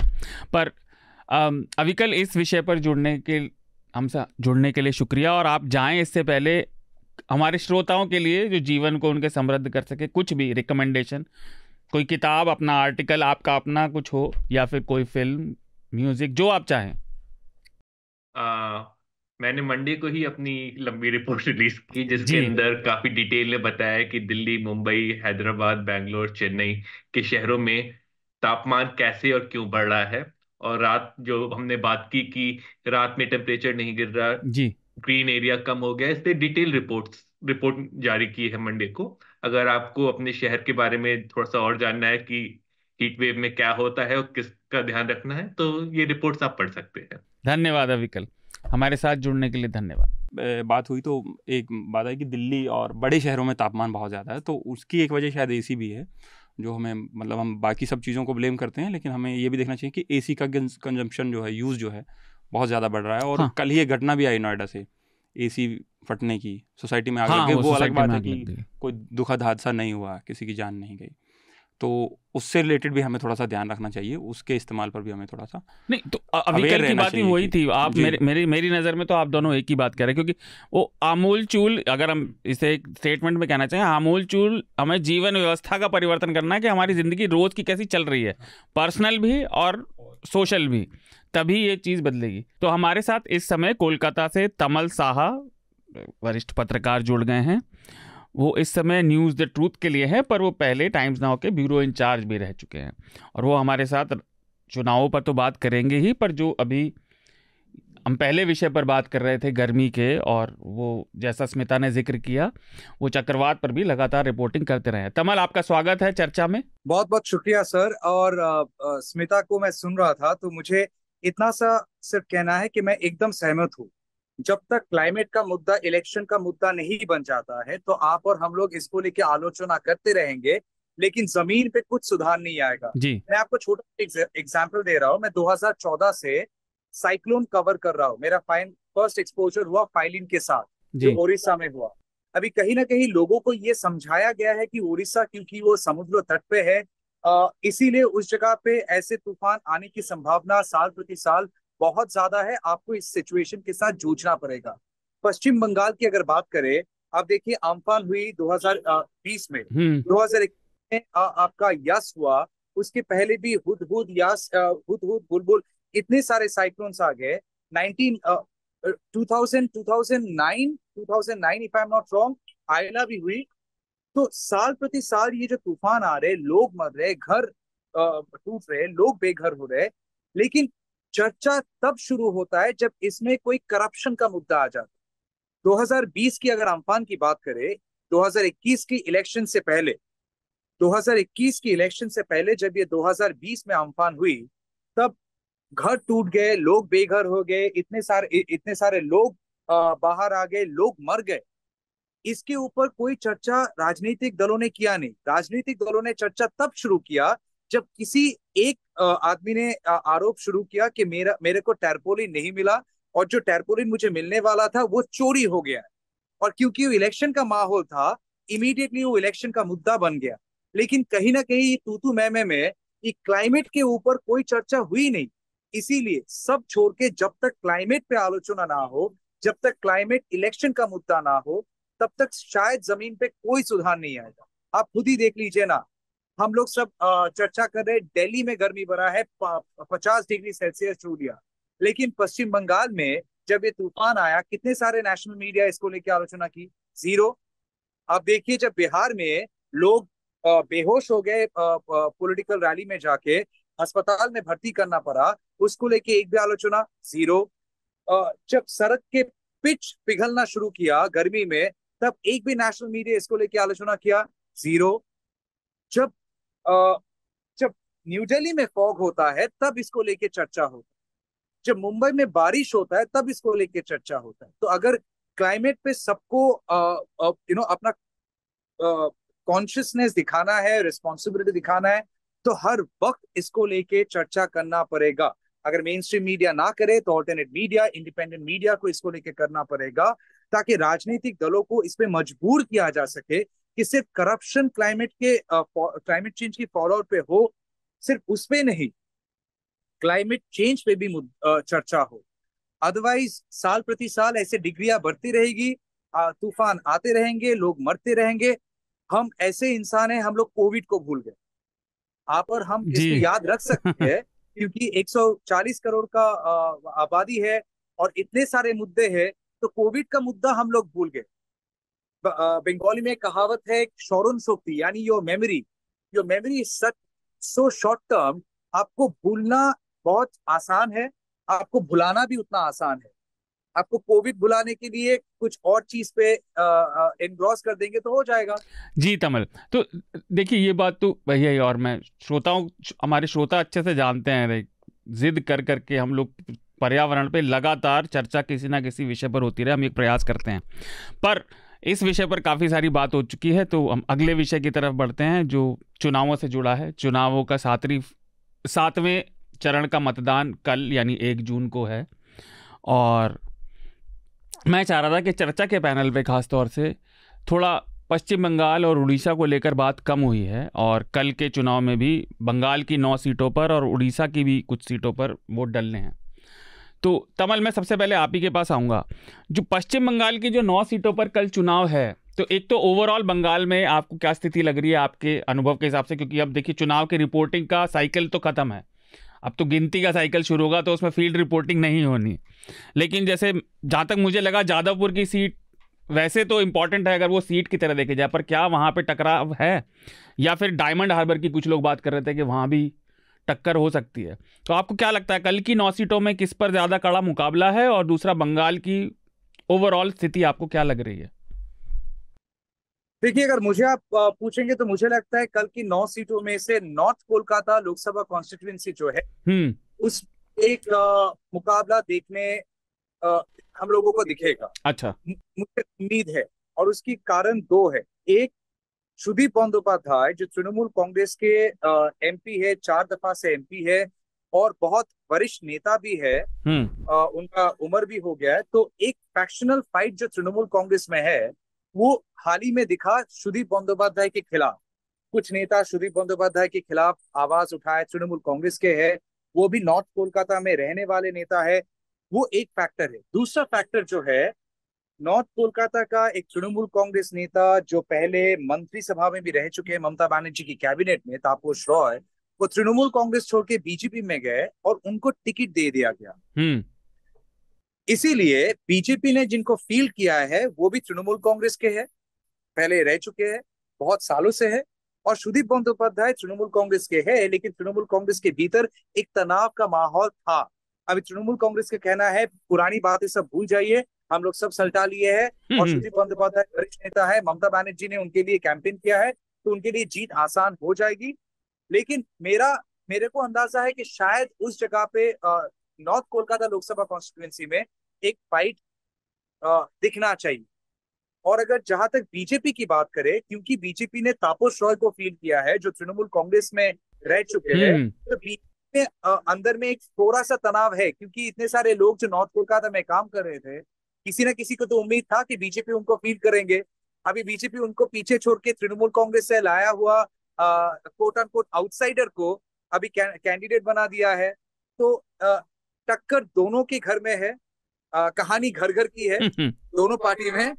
तो अभी ये कहानी लेके जब दोनों पार्टी मैदान में उतरेंगे, वोट होंगे, तो इंटरेस्टिंग तो होगा, क्योंकि तापस रॉय तृणमूल कांग्रेस में रहने के वजह से उनको ऑर्गेनाइजेशन का एक अंडरस्टैंडिंग है। हाँ, उन्हें लोकल ग्राउंड फील है पूरा। और ये इलेक्शंस, मेरा जितना अभी अनुभव रहा है पश्चिम बंगाल या बाहर, जहाँ पे लोकल पार्टी स्ट्रॉन्ग है, उस जगह पे एक चीज बहुत इंटरेस्टिंग है, vote percentage, voters turnout percentage आपको ज्यादा मिलेगा, क्योंकि ये जो ऑर्गेनाइजेशन ग्राउंड लेवल में काम कर रहा है, सबसे महत्वपूर्ण चीज जो करते हैं, वो लोगों को घर से बाहर लाते हैं, लाइन में खड़ा करके, इस तपती धूप में खड़ा करके उनसे वोट देने को मोटिवेट किया जाता है। सो आपका जो ऑर्गेनाइजेशन है, उस ऑर्गेनाइजेशन का काम ये भी है कि आप वोटर्स को घर से बाहर लाइए, लाइन में खड़ा कीजिए और उनसे वोट डलवाइए। सो ये तापस रॉय को वो इसका अंदाजा है। जी तमल, सर आपने मेरा एक क्वेश्चन है। हाँ जी। आज इंडियन एक्सप्रेस में एक स्टोरी आई है कि सीपीएम थोड़ा रिसरेक्ट कर रहा है, मतलब कुछ हद तक दिखना शुरू किया है इस इलेक्शन में। तो आपका क्या ऑब्जर्वेशन है इस पे, नंबर एक। और दूसरा, वेस्ट बंगाल को एक बैटल फील्ड स्टेट कहा जाता है। हाँ। और उस बैटलफील्ड स्टेट में मतलब कि एक्सपेक्ट कर रही है ऑपोजिशन की वो काफ़ी कुछ गेन कर सकती है, बीजेपी और बीजेपी भी, दोनों ही लोग एक्सपेक्ट कर रहे हैं। बीजेपी सोच रही है कि जो वो थोड़ा बहुत अगर लॉस करेंगे नॉर्थ वेस्ट में, वो उड़ीसा और वेस्ट बंगाल से रिकवर कर सकते हैं। तो इस पे, इन दो क्वेश्चन पे आपका क्या कहना है? ओके सर, पहला जो आपका सवाल है इंटरेस्टिंग है, और ये लेफ्ट का रिवाइव होना, I would use the word revive, left का रिवाइव होना, ये होना ही था, ये होना पड़ेगा, क्योंकि अगर जिस राज्य में 34 साल एक पार्टी रूल किया है, और जिस राज्य में कैडर बेस्ड पॉलिटिकल पार्टी का सर्वाइवल होता रहा है ट्रेडिशनली, उस जगह पे अगर 34 साल एक पार्टी सरकार में रह चुकी है, तो उसका ऑर्गेनाइजेशन कहीं ना कहीं था। हो गया कि ऑर्गेनाइजेशन उनके हाथ से सटक गया, क्योंकि अगर 2019 की अगर बात करें, जब बीजेपी ने सबको सरप्राइज करके 18 सीट जीत गए, बीजेपी की अंदरूनी बात है, उनको लग रहा था कि शायद 10, 11, 12 सीट जीतेंगे, लेकिन 18 उनको भी उम्मीद नहीं थी, और उस टाइम शुभेंदु अधिकारी भी उनके साथ नहीं थे जी। ये 18, ये आंकड़ा गया कैसे? तो पोल पंडित का कहना है, हम लोग जब भी ग्राउंड में असेसमेंट किए और बहुत सारे लेफ्ट नेताओं से भी जब बात किए, तब हम लोग को समझ में आया कि आपको ये चीज मानना पड़ेगा, अगर तृणमूल कांग्रेस 2011 में सरकार में आई है, तो एंटी तृणमूल कांग्रेस का भी एक वोट शेयर होगा। अब ये एंटी तृणमूल कांग्रेस जो वोट शेयर है, वो बीजेपी के पास कैसे गया, और ये बीजेपी के पास गया क्या सीपीएम को छोड़ के? सो अनुमान ये है, और सीपीएम के बहुत सारे नेताओं का भी कहना है, कि उनसे उनका वोटर्स छूट गए 2019 में, और इसीलिए बीजेपी का जो वोट शेयर पहले 16% था 2016 की इलेक्शन में, असेंबली इलेक्शन में, वो 2019 की लोकसभा इलेक्शन में हैड गॉन अप टू 38%, 38%, 38 या 40% तक चला गया था। 2% का डिफरेंस था तृणमूल कांग्रेस और बीजेपी में, और इस 2% के डिफरेंस में तृणमूल कांग्रेस को 4 सीटों की एज मिली। अभी अगर बात करें 2021 की, 2021 असेंबली इलेक्शन में है, बीजेपी का वोट शेयर इंटैक्ट रहा, बीजेपी का वोट शेयर इंटैक्ट रहा, ऑलमोस्ट इंटैक्ट रहा 38% की। तृणमूल कांग्रेस की जो 40% की वोट शेयर है, या 42% की वोट शेयर जो था, वो 2021 के असेंबली इलेक्शन में आगे चला गया, करीबन 48% हो गया। फिर से ये कैसे हुआ? क्योंकि जो एंटी बीजेपी वोट है, वो एंटी बीजेपी वोट पूरा कंसोलिडेट करके तृणमूल कांग्रेस के पास चला गया। तब भी सीपीएम ने अपने वोटर्स को खोया है। लेकिन अगर पंचायत इलेक्शन की बात करें, जो 2022 में हुआ, 2023 में हुआ, बेग योर पार्डन, 2023 की पंचायत इलेक्शन की बात करें, तो 2023 की पंचायत इलेक्शन में बीजेपी का वोट शेयर जो करीबन 38% का था, वो नीचे आके 23% में आ गया, और सीपीएम का वोट शेयर आगे बढ़ा है, 12% के ऊपर चला गया है। तो इसीलिए अगर आंकड़ों की बात करें, तो ग्राउंड में सीपीएम का वोटर सीपीएम के पास वापस आ रहा है और ये नंबर्स कह रहा है। तो इसीलिए सर ने जो पूछा क्या सीपीएम रिसर्च कर रहा है, रिवाइव कर रहा है? हाँ, कर रहा है। इसीलिए अगर इस टाइम आप देखे, पैटर्न देखे, तो जितने बुजुर्ग इंसान है उनको साइड में रख के नया फेसेस को चांस दिया गया है। जैसे श्रीजॉन जादवपुर से लड़ रहा है, यंग बच्चा है, जादवपुर यूनिवर्सिटी का स्टूडेंट है, एसएफआई करता है, और वो बहुत सारे आंदोलन में आप उनको सामने देख चुके होंगे। तो यंग फेस को सामने लाया है। आप देख लीजिए दीक्षिता, यंग फेस से उनको सामने लाया गया है। सायरा शाह हलीम यंग फेस से साउथ कोलकाता से लड़ रही है, और मोहम्मद सलीम जो बहुत ज्यादा बुजुर्ग भी नहीं है, लेकिन इलेक्शन लड़ने और जीतने का तजुर्बा जिनका है, उनको मुर्शिदाबाद से फील्ड किया गया। तो एक इंटरेस्टिंग बैलेंस करके लेफ्ट ने मैदान में उतरा है, और एक उनका जो एक कंजर्वेटिव एटीट्यूड है उनसे क्लियर डिपार्चर है। तो यस, ये बहुत इंटरेस्टिंग है। लेफ्ट का थोड़ा रिवाइवल हो रहा है, आई वोंट डिनाई दैट। और कमल, सर का दूसरा, मैं एक मिनट, ये हमें मजाक की बात है थोड़ी, पर किसी लोकसभा कैंडिडेट को बच्चा कहना ठीक नहीं है। अब वो लोकसभा चुनाव के कैंडिडेट है। श्रीजॉन अगर मेरे को रास्ते में देख ले तो आज भी मेरे को भैया बुलाता है। वो जैसे बंगाली में दादा कहा जाता है। मैं मजाक कर रहा था कि अब वो बड़े नेता हो गए हैं, अब वो टिकट पा गए हैं। लेकिन मेरा उनका मालूम है, वो 10 साल पहले भी मुझे दादा बुलाते थे, आज भी मुझे दादा बुलाएंगे। सो अगर उम्र का अंतर रह जाए तो मेरे लिए उनको सर बुलाना, अगर वो जीत भी जाए तो होगा नहीं, और मुझे लगता नहीं कि श्रीजॉन मेरे से वो उम्मीद भी रखेगा अगर वो जीत गया तो। जी कमल, मैं आपके पास वापस आऊंगा सर। मैं आपसे सर ये पूछना चाह रहा था, फिर स्मिता को जाना भी है तो मैं बाद में स्मिता से पूछूंगा, पर एक बात आपसे पहले, आपने हमारे कई साथियों को भी पंजाब भेजा है। पंजाब में कॉन्टेस्ट कितना ज़्यादा है? जैसे हमारे साथी बसंत और भी लोग पंजाब से रिपोर्टिंग कर रहे हैं, और पंजाब में आपने भी रिपोर्टिंग पहले की है, तो पंजाब की सीटों को लेकर आप क्या देख रहे हैं? पंजाब में क्या ट्रेंड आपको दिखाई दे रहा है? खासतौर से वहाँ 1-2 सीट है जो बड़ी इंटरेस्टिंग लड़ाई हो सकती है, क्योंकि गुरदासपुर किसी समय पे विनोद खन्ना की परमानेंट बीजेपी एक सीट हुआ करती थी, जो बीजेपी का इकलौता गढ़ था पंजाब में, पर सन्नी देओल तो उनके चले नहीं। गुरदासपुर और होशियारपुर भी, बीजेपी 2 सीटें जीती थी, पर अब सन्नी देओल तो उनके चले नहीं, विनोद खन्ना को रिप्लेस कर नहीं पा रहे हैं। तो लेकिन कांग्रेस से कई डिफेक्टर्स उनके पास अभी हैं। तो पंजाब में क्या स्थिति आपको लग रही है अपने अनुभव के हिसाब से, और जो साथी आपको फीडबैक दे रहे होंगे ग्राउंड पंजाब में? अगर आप पिछला 2019 का इलेक्शन देखें तो उसमें अगर वोट परसेंटेज देखें तो 41% कांग्रेस की थी, और कांग्रेस की सीटें भी ज़्यादा थी जी। हाँ, तो कांग्रेस आज भी ड्राइवर्स सीट पे है, और आप आज भी है। आम आदमी पार्टी ने 2023 में अगर आप देखें असेंबली इलेक्शन जी, तो उसमें उन्होंने 2019 में देखेंगे तो इनका परसेंटेज कोई 7% वोट मिला था, लेकिन जब असेंबली इलेक्शन देखेंगे तो उसमें इन्होंने 20-22 जो असेंबली सेगमेंट्स हैं वो ले लिए थे अकाली दल के, 30-40 के करीब कांग्रेस के ले लिए थे।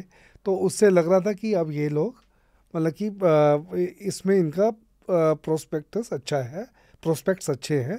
लेकिन हुआ क्या कि 1.5 साल राज करने के बाद अभी लग रहा है कि ये there is some kind of anti incumbency against आप, वो थोड़ा सा है। लेकिन इनकी जो 2-3 पॉलिसीज इन्होंने की थी, एक तो इलेक्ट्रिसिटी फ्री दी है, वो काफ़ी बड़ी बात है, काफ़ी लोगों को इम्पैक्ट हुआ है उसके ऊपर, डायरेक्ट इम्पैक्ट हुआ है। पॉलिटिक्स में किसी के ऊपर जब डायरेक्ट इम्पैक्ट होगा तो वो देर तक याद रखेगा। मोदी जी भी उसका फायदा उठा रहे हैं, देर तक याद रखेगा। तो इसी को मद्देनजर रखते हुए लगता है कि ये लोग ये सोच रहे हैं कि इनको अच्छा मिलेगा। तो जो फाइट है वो कांग्रेस और आम आदमी पार्टी में है।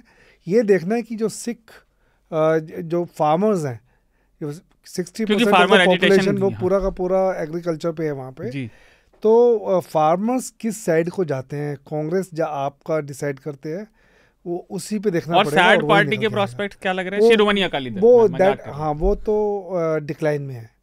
शिरोमणि अकाली दल डिक्लाइन में है। उनकी पिछली बार आई थिंक 4 सीटें थी, अकाली दल की भी टोटल बीजेपी और अकाली दल दोनों की 2-2 थी। आई थिंक इस बार अलग अलग चुनाव भी लड़ रहे हैं। हाँ, वो डिक्लाइन में है। मुझे लगता है कि बीजेपी का वोट परसेंटेज 9% था पिछली बार, मुझे याद नहीं है तो 2019 में। तो मुझे लगता है कि ये बढ़ेगा। अच्छा, ये बढ़ेगा। ये सीट भले कुछ ना मिले, क्योंकि उनका जो गुरदासपुर और होशियारपुर और 33% जो लोग हैं वहाँ पे वो शेड्यूल कास्ट है। अच्छा। एक जमाने में बीएसपी वहाँ पे बड़ी पार्टी होती थी, अच्छा खासा वोट ले जाती थी जी। और रूपनगर एक जगह है वहाँ पे, तो वहाँ से मेरे ख्याल से जीते भी थे शायद, या सीपीएम को बैक किया था, किसी को बैक किया था, वो जीते थे।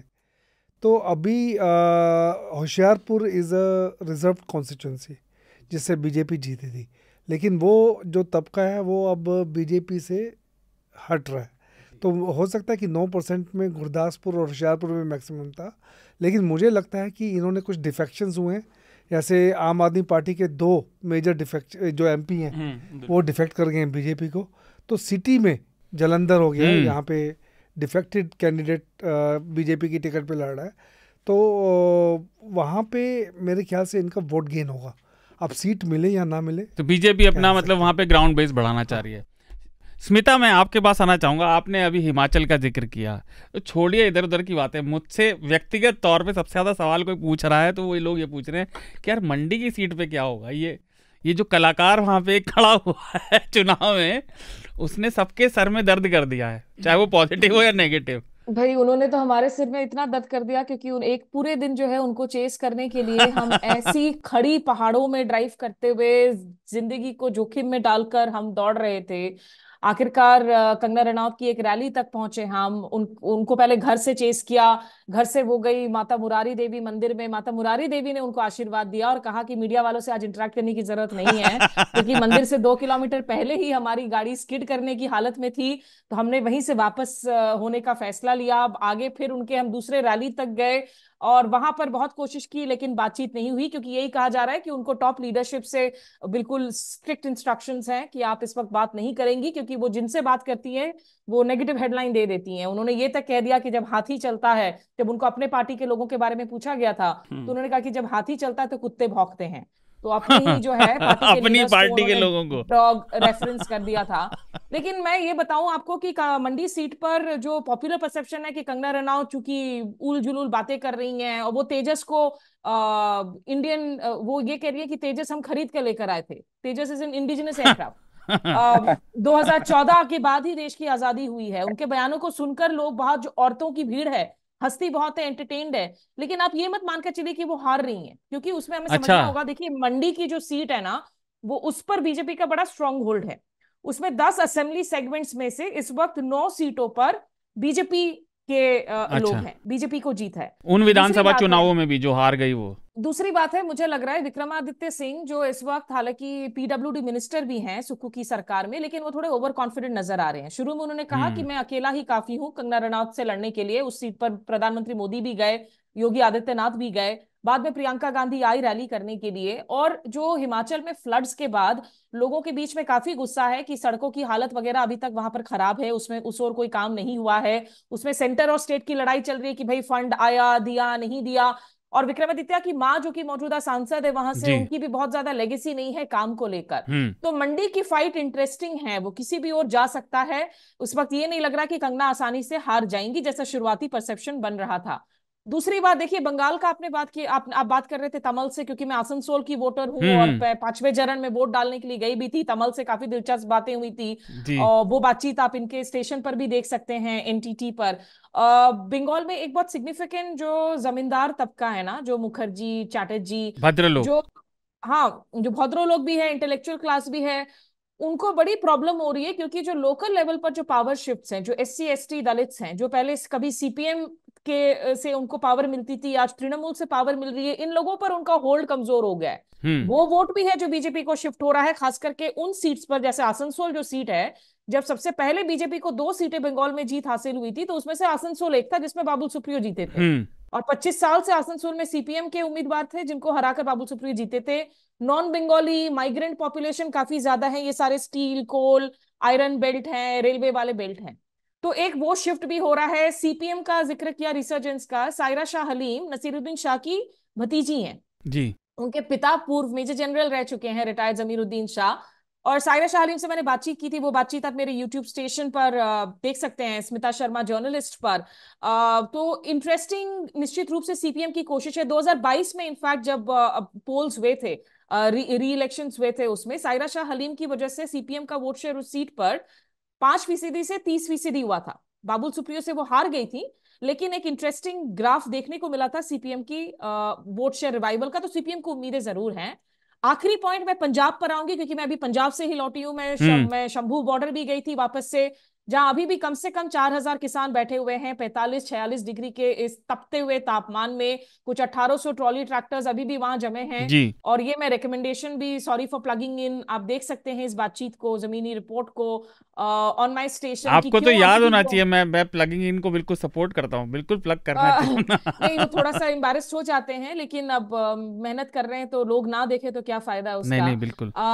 जैसे मूसेवाला की सीट पर गए हम, सिद्धू मूसेवाला का मुद्दा भी अभी इंपॉर्टेंट मुद्दा है वहां पर पंजाब में।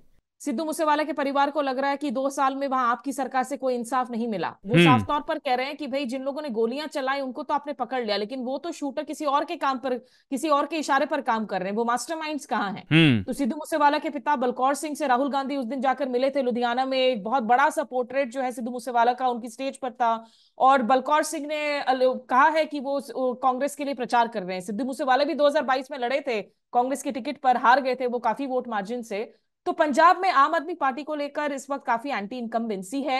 2 सीटें जो बहुत दिलचस्प हैं, अमृतपाल जो कि जेल के पीछे हैं, प्रो खालिस्तानी हैं, और जिनको बीजेपी के स्टूज के तौर पर भी देखा जाता है कि बीजेपी ने उनको पॉपअप किया है। खंडूर साहिब की सीट, खडूर साहिब में वो जीतेंगे, वो आप मानकर चलिए, वो बहुत स्ट्रांग पोजीशन में। और उसमें जो एक बात लोग कह रहे हैं कि चिट्टो ड्रग्स का मसला इतना बड़ा है कि उस पर पॉलिटिशियंस कुछ काम नहीं कर पा रहे हैं। somebody with a strong Sikh religious identity like Amritpal, वो उस मुद्दे को उठा रहे हैं, तो उसके लिए उन पर सिंपैथी है। अच्छा। और दूसरी सीट फरीदकोट, जिसमें बेअंत सिंह जो कि इंदिरा गांधी के पूर्व किलर थे, उनके बेटे सरबजीत, उनकी भी पोजीशन काफी स्ट्रांग चल रही है उनके बिहाफ पे हाफ। तो अगर वो जीतते हैं, मुझे लगता है कि ये सीटें आने वाले दिनों में काफी चुनौतीपूर्ण हो जाएगी इवन फॉर आम आदमी पार्टी की सरकार, if there is a resurgence of a strong sentiment of pro Sikh sentiments. जी। अब तो देखिए, मैं विकास के पास आऊँ तो हमारे ऑनलाइन दोनों मेहमानों को जाना है, उन्होंने 12:15 तक का ही समय दिया था। तो तमल, आप अगर इस विषय पर कुछ और जोड़ना चाहें, ओवरऑल चुनाव पे, अब चुनावी यात्रा एक तरह से वो बैटलफील्ड स्टेट के बारे में था। हाँ, तमल के वो जो सर का क्वेश्चन था कि बंगाल बैटलफील्ड स्टेट लग रहा है। जी देखिए, बंगाल बैटलफील्ड इसीलिए है सर, जैसे मैंने आपको फिगर से समझाया, तो ये बीजेपी का 18 सीट बीजेपी को मिलना, और क्योंकि 2021 के असेंबली इलेक्शन में अब की बार 200 पार कह के वो लोग 77 पे अटक गए थे, लेकिन फिर भी वोट शेयर को इंटैक्ट रखने के बलबूते पे ये उम्मीद उनका है कि शायद वो अपना परफॉर्मेंस पहले से बेटर कर सकते हैं।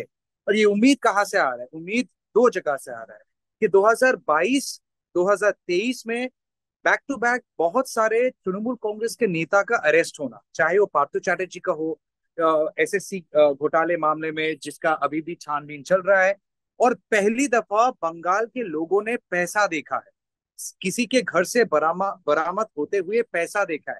हालांकि पार्थो चैटर्जी को पार्टी से निकाला गया, पद से हटाया गया, मानिक भट्टाचार्य दूसरा मंत्री जिनको हटाया गया, या फिर जो minister food minister Jyotipriya Mallik, उनको दूसरा स्कैम यानी पीडीएस स्कैम में अरेस्ट किया गया।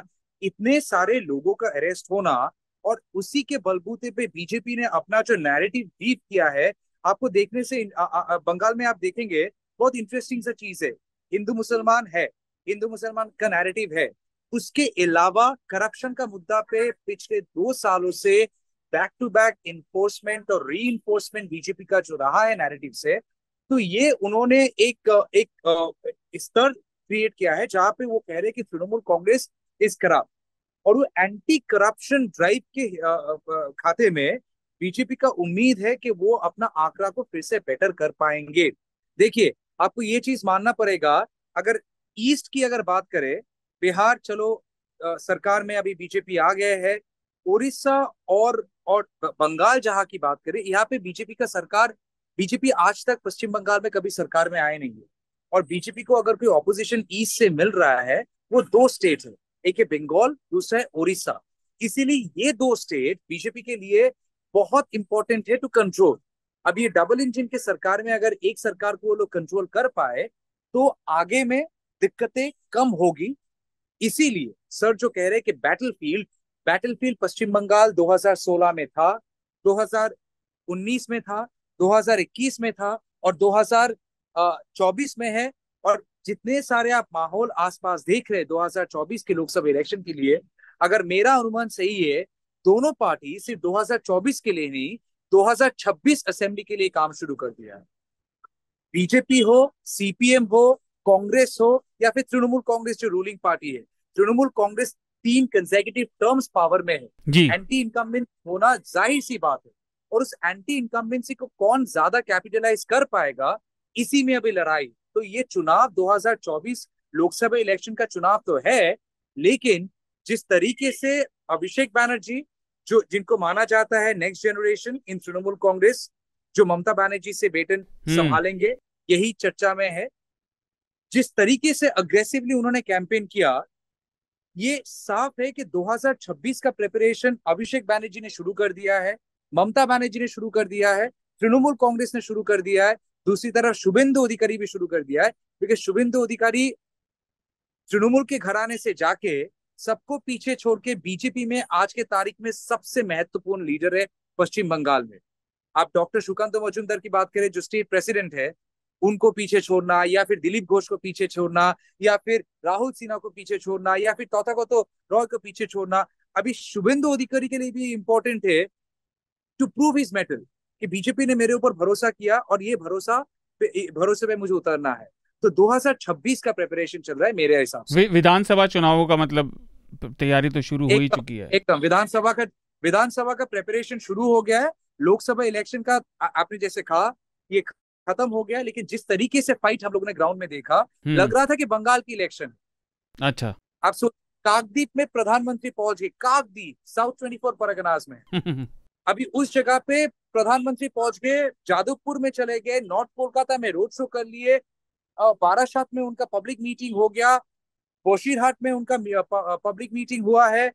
ऐसा कोई जगह नहीं, नॉर्दर्न पार्ट ऑफ बंगाल में जलपाईगुड़ी में मीटिंग हुआ है।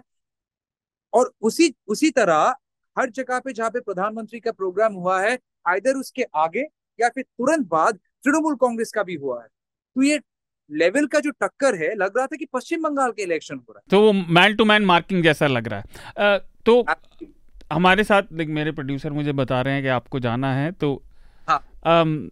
इससे पहले आप जाएं, हमारे श्रोताओं के लिए कुछ रिकमेंडेशन। देखिए, पहली बात तो जो है, जो मैं न्यूज लॉन्ड्री से बहुत प्रेरित हूँ। मुझे लगता है जिस तरीके से आप लोग काम करते हैं, बहुत कुछ सीखने को है। और चाहे वो श्रीनिवासन सर का नया जो सीरीज निकला है, या फिर न्यूज के ऊपर न्यूसेंस जो वाला एपिसोड है, मैं देख के बहुत कुछ सीखता हूँ। धन्यवाद। The way you take on authority, the way you bring out real issues। और आपके प्लेटफॉर्म में आके बस इतना ही सही कह सकते हैं, स्मिता के तरह लड़ाई कर रहे हैं हम लोग, और एक जगह छोड़ के खुद से कुछ खड़ा करना इतना आसान है नहीं। तो जो हमारे इस लड़ाई से सहमत है, उनसे निवेदन है कि एक बार आके मेरा प्लेटफॉर्म देखिए, जिसका नाम है NTT, फुल फॉर्म है न्यूज द ट्रूथ। और उस प्लेटफॉर्म में आके आपको हाल ही में कल रात को जो स्टोरी मैंने पब्लिश किया है, वो स्टोरी को देखिएगा, जहाँ पे जो स्मिता भी कह रही थी कि पश्चिम बंगाल की जो टेक्टोनिक शिफ्ट लोगों के नजर में आ रहा है, उसी शिफ्ट को मैंने कैप्चर किया प्रधानमंत्री के रैली में, जहाँ पे लोगों से बात करके मुझे समझ में आया कि जिन लोगों से मैंने बात की वो कन्विंस्ड है कि प्राइम मिनिस्टर मोदी भगवान है। प्रधानमंत्री भगवान है। आप वो स्टोरी प्लीज देखिएगा। किसी को लग रहा है वो सटायर है, किसी को लग रहा है कि एक नया खुलासा हो रहा है पश्चिम बंगाल में जो कभी पहले दिखा नहीं। कोई एक इंसान, मैं आपको छोटा सा झलक बताओ, एक इंसान कूच बिहार से आया कलकत्ता में उनका रोड शो देखने, और मैंने उनको पूछा कि आप करते क्या है, तो बोला भाई मैं बेरोजगार हूँ। मैं बेरोजगार हूँ, लेकिन मैं मोदी जी का भक्त हूँ और मेरे लिए मोदी जी भगवान। तो देखिए, अशिक्षा यही होती है। बट आपका शार्दुल, मैं लोगों को, दर्शकों को बोल दूं कि तमाल के NTT में आपको बहुत सारी दिलचस्प रिपोर्ट्स मिलेंगी, जिसमें संदेश खली से भी इन्होंने काफी एक्सीलेंट ग्राउंड रिपोर्टिंग की है।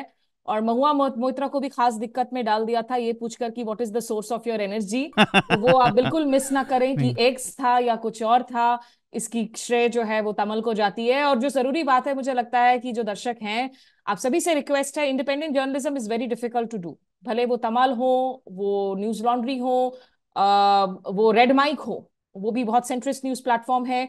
और बिना टिटिलेटिंग सेंसेशनल न्यूज आप ग्राउंड पर जाकर जब रिपोर्टिंग करते हैं, सिर्फ स्टूडियो में बैठकर आप चर्चाओं के अलावा, स्टूडियो की चर्चाओं की अपनी वैल्यू है, लेकिन जो ग्राउंड रिपोर्टिंग है वो बेहद कम है तमाम जगहों पर। उसको प्लीज सपोर्ट करें, सब्सक्राइब करें, जहां तक हो सके इस तरह के प्लेटफॉर्म्स की आप लोग जरूर मदद करें। तो आपका रिकमेंडेशन स्मिता? मैं 2 रिपोर्ट करना चाहूंगी। एक अजाज अशरफ की ना बड़ी इंटरेस्टिंग पीस है ऑन मिड डे कि what is the problem with exit poll predictions, और किस तरीके से जो सैंपल साइजेस हैं या लोगों की अपनी कॉन्फर्मेशन बायसेस हैं उनको वीव इन करके, इसीलिए क्यों रिपोर्टर्स को आंकड़ों को बताने से अपने आप को दूर रखना चाहिए। वो काम आप सेफोलॉजिस्ट पर छोड़ दीजिए। मुझे पता है इट्स वेरी टेम्पटिंग, हम लोग नंबर्स देना चाहते हैं, लेकिन why it is so precarious, उस पर एक इंटरेस्टिंग आर्टिकल है। और दूसरा रेड माइक पर सौरभ शुक्ला, क्योंकि वो भी लगातार ग्राउंड रिपोर्टिंग कर रहे हैं। झारखंड की बात ज्यादातर मुख्य धारा की मीडिया में नहीं हुई है। उन्होंने रांची में जो ग्राउंड रिपोर्टर्स है, जिनको एक्चुअल फीलिंग है, जो दूर दूर तक जाकर रिपोर्टिंग कर रहे हैं, उनसे बातचीत करके झारखंड का पूरा ब्यौरा दिया। क्योंकि झारखंड में हमें याद रखना होगा कि अरविंद केजरीवाल की अरेस्ट के पहले, जहां दिल्ली में इतनी चर्चा हो रही है, हेमंत सोरेन का अरेस्ट हुआ था। तो सीएम के तौर पर उन्होंने रिजाइन किया और उसके बाद ही उनकी तुरंत अरेस्ट हो जाती है। तो उस रिपोर्ट को भी आप देख सकते हैं कि वहां पर किस तरीके से जो है इस वक्त सियासी समीकरण बैठ रहे हैं। Just to add with Smita, आप स्मिता ने झारखंड के जिक्र किया, मुझे बहुत खुशी है कि स्मिता ने झारखंड के जिक्र किया, क्योंकि ये मेन स्ट्रीम में ये चर्चा में ज्यादातर आते नहीं है। और मैं खुद गया था झारखंड के दौरा में, मैंने 2 लोकसभा कॉन्स्टिट्यूंसी, 3 रादर मैंने कवर किया। तो उस जगह पे भी एक अंधभक्ति मुझे नजर में आया। और जो ट्राइबल बेल्ट है, उस ट्राइबल बेल्ट में उसका जो स्थिति है, आप अगर देखेंगे तो आप फिर से सोचने में मजबूर हो जाएंगे। आपको समझना पड़ेगा कि हमें कोई शौक नहीं है। हम जब स्लम डॉग मिलियनेयर निकला था, तब लोगों ने ये सवाल उठाया था, क्यों इंडिया की एक ही तस्वीर फॉरेन मीडिया या फिर फॉरेन फिल्म मेकर्स दिखाता है, जहाँ पे ब्राउन स्किन, अंडर डेवलप्ड, इम्पोवरिशमेंट को दिखाया जाता है। जी। वो तो फॉरेन मीडिया है, हम तो देश के हैं, और हम लोग देश में रह के इसको चर्चा में इसलिए लाने की प्रयास कर रहे हैं क्योंकि we are not fantasizing impoverishment or poverty. We are not celebrating that. We are just trying to show the truth. And ये समझना बहुत जरूरी है कि इस हालात में ट्राइबल लोग रह रहे, कैसे उनको प्रधानमंत्री आवास नहीं मिला जी। ये प्लीज देखना पड़ेगा। ये सारे ग्राउंड रिपोर्ट्स एनटीटी में मिलेंगे, आप प्लीज देखिएगा। स्मिता को सपोर्ट कीजिए, हम लोग सबको सपोर्ट कीजिए, बिकॉज हम लोग हैं। आप नहीं वो रिकमेंडेशन में आपको वो लिंक मिल जाएंगे। Thank you Smita, thank you Tamal, thank you. Fighting Korean drama के फैन है हम। Fighting everybody, all the best for fortune. I am not once again I am not. Bye bye bye. Vikas, इतनी सारी बात आपने सुनी, आप इतनी देर से सुन रहे थे, तो आपके जो भी व्यू हो इन चुनावों पर, इसकी रिपोर्टिंग को आप और हम वो हैं जो बैकग्राउंड में रह के काम करते हैं, तो आप इतनी रिपोर्ट भी एडिट कर रहे थे। और उसमें एक चीज मैं जोड़ना चाहूंगा, इन सब की बातों में ना बेचारे, मतलब बेचारा कहना सही शब्द नहीं है, चंडीगढ़ की बात किसी ने नहीं की, जबकि वो 2 राज्यों की राजधानी भी है, आपके राज्य की भी और पंजाब की भी। चंडीगढ़ सीट पे आपका क्या कहना है, क्योंकि आपकी राजधानी है, आपको बेहतर पता होगा मुझसे। और बाकी इतनी सारी बात हुई, पूरा आपने साइकिल 7 फेज देखे, हम सब काम भी कर रहे हैं, तो उस पर आपका पॉइंट ऑफ व्यू क्या है? आप कैसे देख रहे हैं आने वाले 4-5 दिनों को? और फिर चंडीगढ़ पे सर यही है कि इस बार जो है मनीष तिवारी को टिकट मिला है, जो पिछली बार पंजाब में वो एक सीट निकालने में सफल रहे थे जी। तो एक तो वो है, पवन बंसल का टिकट कट गया है, जो कि केंद्रीय मंत्री थी कांग्रेस की ओर से जी। और दूसरा, कल एक चंडीगढ़ से एक इंटरेस्टिंग वीडियो आया, मनीष तिवारी प्रेस कॉन्फ्रेंस करके निकल रहे थे, तो रितु सिंह वहाँ से जो बीएसपी कैंडिडेट जी, उनको पकड़ लिया और वो मतलब सेंसेशन टाइप मामला हो गया। आमने सामने कन्फ्रंटेशन हो रहा है कि आपकी सरकार थी, आप अब बताइए, आप एमपी बन भी जाएंगे तो अभी क्या करेंगे। तो वो इंटरेस्टिंग वीडियो था चंडीगढ़ के लिहाज से, कि वो प्रेस कॉन्फ्रेंस करके निकल रहे थे और सामने मीडिया के सामने ही उनको पकड़ लिया। वाक द्वंद जिसे कहते हैं, हाँ वैसा वाला। और दूसरा ये कि इस फेज में जो है, पिछली बार जब मैं पढ़ रहा था तो 25 सीटें बीजेपी के पास थी, जो जिन पे इलेक्शन अभी हो रहा है, और कांग्रेस के पास जो 8 सीटें थी वो सिर्फ पंजाब से आई थी। चंडीगढ़ हार गए थे, किरण खेर थी बन गई थी। तो इस बार वो इंटरेस्टिंग देखना होगा कि इस बार क्या भाजपा के चांसेस लग रहे हैं। भाजपा के चांसेस चंडीगढ़ के लिहाज से नहीं कहा जा सकता, क्योंकि वहाँ मेयर वाला मामला भी हुआ ना, मामला भी फंसा हुआ था। तो वहाँ किस तरीके से, और दूसरा वहाँ कि वहाँ जो लोकल लोग हैं वोटिंग करने वाले, वो उस तरीके से कम है। वहाँ दोनों राज्यों की राजधानी है तो अलग तरीके का वोटर है वहाँ जी, तो वो एक रीजन, काफी इंस्टीट्यूशनलाइज्ड वोटर है चंडीगढ़ का। वो एक कांग्रेस मेरे ख्याल से ड्राइविंग सीट पे है वहाँ। तो और ओवरऑल इस साइकिल में आप दोनों से पूछना चाहता हूँ सर, आपसे भी और विकास आपसे भी, कि आप लोगों ने, हम लोगों ने सबने पहले चुनाव भी देखे हैं, लेकिन इस पूरे साइकिल को लेकर अब वो खत्म हो रहा है, आपके 2-3 कुछ जो आपकी चीजें नजर में आई हो, अच्छी बुरी कुछ भी, क्योंकि अभी हमें टर्नओवर फाइनल डेटा तो अभी मिला नहीं है इलेक्शन कमीशन से, तो कितने परसेंटेज महिलाओं ने वोट किया, कम ज़्यादा, वो सब तो बाद में पता चलेगा। But based on the ground reports जो आप कंडक्ट भी करते रहे हैं ना, और हमारे साथी भी गए, व्हाट आर यू, मतलब 1-2 चीज़ें ऐसी कौन सी हैं जो आपकी खास तौर से नज़र में आई? जैसे एक का जिक्र तमल ने किया और थोड़ा सा अविकल ने भी किया था कि ये साइकिल आगे बढ़ता जा रहा है तो गर्मी वाला भयंकर, जब हम गर्मी की बात कर रहे थे। और दूसरा एक बात जो इतने हफ्तों में बार बार आती रही है, कॉमन रही है, कि ये फेज बहुत ज़्यादा है हमारा, हिंदुस्तान के लोकसभा चुनाव का समय बहुत ज़्यादा चलता है, 2-2 महीने तक। तो इनके अलावा या इनसे ही जुड़ी आपको कोई भी बात कहनी हो? चुनावी भाषण है या उसका स्तर इतना नीचे चला गया है। हाँ, इस बार मतलब कि मैं भी कितने सालों से देख रहा हूँ जी, होता है थोड़ा बहुत, लेकिन इतना ज़्यादा पर्सनल अटैक, इतना ज़्यादा रिलीजन, और ऐसी मतलब कि भाषा में इतने जो वर्ड्स इतने खराब यूज, हाँ, इस बार तो सब मान रहे हैं स्तर बहुत गिरा है। और उसको जस्टिफाई कर रहे हैं कि पिछली, मतलब कि 10 साल पहले सोनिया गांधी ने क्या बोला या 10 साल पहले राहुल गांधी ने क्या बोला, तो वो अपनी बात भूल जाते हैं अगर हम बोल रहे हैं। तो मतलब कि कोई कुछ भी बोले, लेकिन ये जो इतना फियर्सली फाइट जो कर रहे हैं, और साथ में काफ़ी वोटर्स सप्रेशन भी हुआ है, मतलब इस बार ये भी बहुत वोटर्स को अपनी लिस्ट में नाम ही नहीं मिला जी, जबकि उनके पास सब कुछ है, और उसका समाधान क्या हो। तो इसी मामले में एक स्टोरी अभी वायर में वृंदा गोपीनाथ ने की है, जिसमें एक बॉम्बे में एक महिला है, उनका नाम नहीं था वोटर्स लिस्ट में, तो उन्होंने पता किया भी क्यों नहीं है, तो कोई एक आदमी जिसको कोई नहीं जानता, उसने वहाँ पे बोला कि इनकी मृत्यु हो चुकी है, तो इनका नाम रैंडमली वोटर लिस्ट से हटा दिया, तो वहाँ से हटा दिया। तो वो अभी उसको लड़ रही है, वो इतना लड़ रही है कि अगर वो कोर्ट में चली जाए तो हो सकता है कि वहाँ का इलेक्शन नहीं रद्द हो, क्योंकि आपने मेरा राइट ले लिया जी, राइट टू वोट। लेकिन कितने लोगों के पास इतना टाइम है या इतना वो पैसा कोई भी फाइट ही चाहिए नहीं करना उसके चाहता। लिए। पेशेंस भी एक तो वोट में देना है इंटरेस्ट, वो इतनी पॉलिटिकल उदासीनता है कि वोट ही नहीं देने आते। अगर किसी कारणवश अगर वोट देने चले भी गए तो उसके बाद अगर उनका नाम नहीं है तो उसको फाइट करेंगे नहीं करेंगे समझ में नहीं आता। तो ये 2-4 चीज़ें इस नहीं, पर आपने 2 चीज़ सही बताई इस बार, मतलब आपके जितना तो नहीं, पर मुझे याद है बचपन से जब ये ईवीएम लागू हुई थी और बैलेट पेपर बंद हुए थे, तब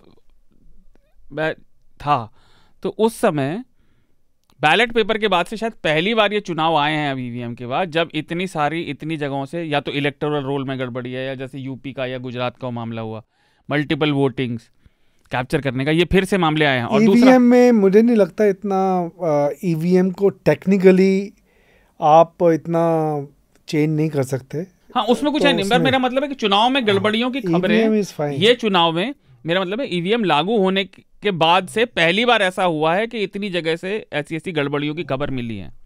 जैसे संभल में हमने रिपोर्ट भी किया था, श्रोताओं को भी याद होगा, हमने बात भी की थी, संभल में वो पुलिस ने हड़काया था वहां पे लोगों को। वो दूसरे तरीके की चीजें हैं कि जो ईवीएम तक आदमी पहुंचे ही ना। हाँ, आपके 2-3 जितने भी ऑब्जर्वेशन हो, 4 भी हो तो चलेगा। कुछ तो वही थे जैसे सर ने बताया कि डिस्कोर्स जो है वो बहुत नीचे चला गया है, और प्रधानमंत्री इसके अलावा एक इंटरेस्टिंग चीज़ ये भी थी कि अलग अलग तरीके, चाहे मतलब ईवीएम अगर आप हैक नहीं कर पा रहे, जो विपक्ष आरोप लगाता है, तो आपने ऐसे तरीके खोज लिए हैं कि ईवीएम तक लोग ना जाएं। जी।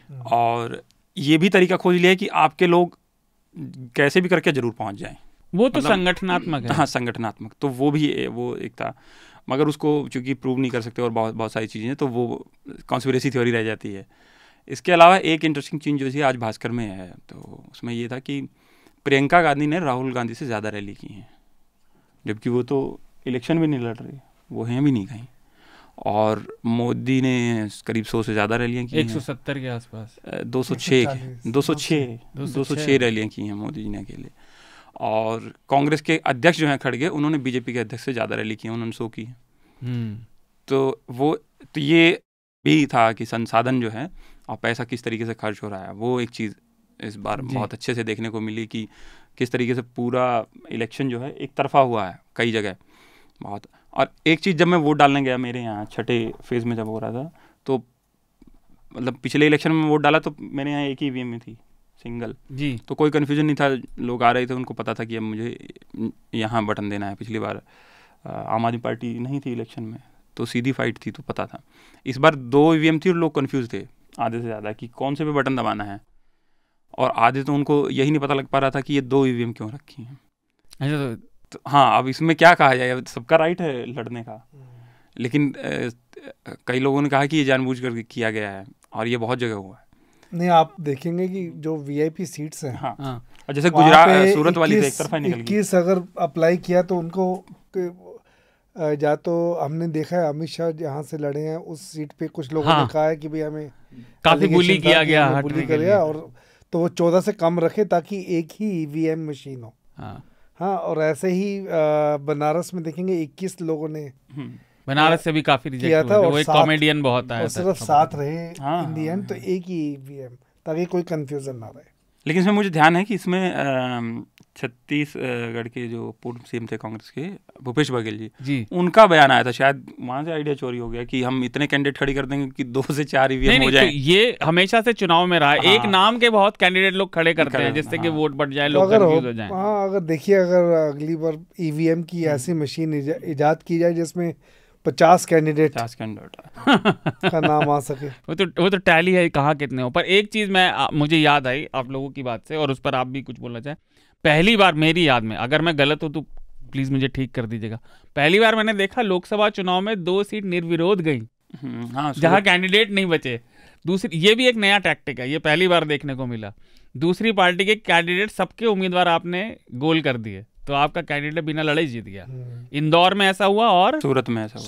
सूरत में तो इसलिए 542 सीटों पे, नहीं इंदौर वाला तो शायद नहीं है बचा, 542 सीटों पे हो रहे हैं, सूरत ही इसमें शामिल है। मेरे ख्याल से इंदौर में भी हुआ था, पर सूरत में तो पक्का हुआ, सूरत का तो कि वो निर्विवाद जीत गए। तो ये भी एक नया टैक्टिक है सत्ता पक्ष का। और दूसरी चीज़ कि जो लंबे समय से बातचीत रही है, जो मुझे याद है पहले भी हफ्ता पे वो बात हुई थी जब मैं सुना करता था, कि ये स्टेट फंडिंग ऑफ इलेक्शन, जो ADR का एक इशू है, कि इस चुनावी खर्चे में पार्टियों वाले पे क्योंकि कोई रोकथाम नहीं है, कैंडिडेट के पे है, इस रूल को बदला जाना चाहिए।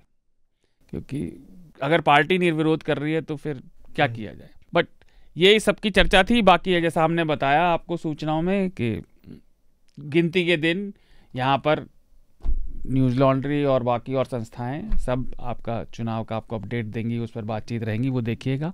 और ADR से सर याद आया, ADR सुप्रीम कोर्ट भी गए थे ना, शायद सुप्रीम कोर्ट जो गए थे कई वजहों से। हाँ, सुप्रीम कोर्ट लेकिन में कल जस्टिस KM जोसेफ कह रहे हैं कि भाई इलेक्शन कमीशन को तो पूरा ग्रिल करना चाहिए, पूरा उनको टाइट रहना चाहिए इन मामलों पे, कि वोट की अपील ना हो धर्म के नाम पे और बाकी सब चीज़ों के। नहीं, अभी क्या है वो 2 तरीके से, जब ये चुनाव खत्म हो जाएंगे तब ये मामले डिस्कस होंगे, क्योंकि जब तक चुनाव चलते रहते हैं तो चुनाव आयोग का word is the law final. उसमें ये हमने शायद पिछले किसी और बात भी किया था कि कॉन्स्टिट्यूशनल बॉडी है, तो वो कॉन्स्टिट्यूशनल बॉडी में ज़्यादा इंटरफेरेंस वो ठीक नहीं है, और फिर वो अंतर्गत लड़ाई फिर वही चलती रह जाएगी, नहीं तो लटक जाएगा। अब यहाँ पे चर्चा को विराम देते हैं और मैं अपने साथियों से रिकमेंडेशन लूँ उससे पहले हमारे पास इस हफ्ते भी सब्सक्राइबर से 2 लेटर हैं, उन्हें हम पढ़ लेते हैं और उसके बाद चर्चा को विराम देंगे। तो पहला पत्र हमारे पास आया है वत्सल का, और वत्सल लिखते हैं, हाय team, recently there has been a lot of chatter around alleged tampering with the voters in the electoral rolls. Ravish Kumar too did a report quoting from an investigative research that spoke about reduced number of eligible voters in about 100 constituencies. Is there any concrete evidence around this piece of news? Also really like the coverage around Uttarakhand forest fires. Thank you Vatsal, please keep up the good work, happy to pay to keep the news free. धन्यवाद वत्सल, आप चर्चा को सुनते हैं, आपने हमें पत्र लिखा और ईमानदार और स्वतंत्र पत्रकारिता का, न्यूज़ लॉन्ड्री का समर्थन देने के लिए। तो मैं चाहूँगा रमन सर उस पर कुछ बोलना चाहें कि रवीश ने जो वो बात कही थी और जो आपने जिक्र भी किया, reduce number of eligible voters. इसमें ऐसा है कि मतलब कि कुछ कई मामले आए हैं, जैसा आपने भी एक जिक्र किया वो, और सोशल मीडिया में भी कई लोगों ने लिखा है और दिखाया है कि ये मेरा कार्ड है जी, और देखिए इस कार्ड है और मैं वोट नहीं दे पाए या दे पाया क्योंकि मेरा नाम इलेक्टोरल रोल से गायब हो गया, मिसिंग था। तो इसको हम इसके ऊपर कुछ काम कर रहे हैं।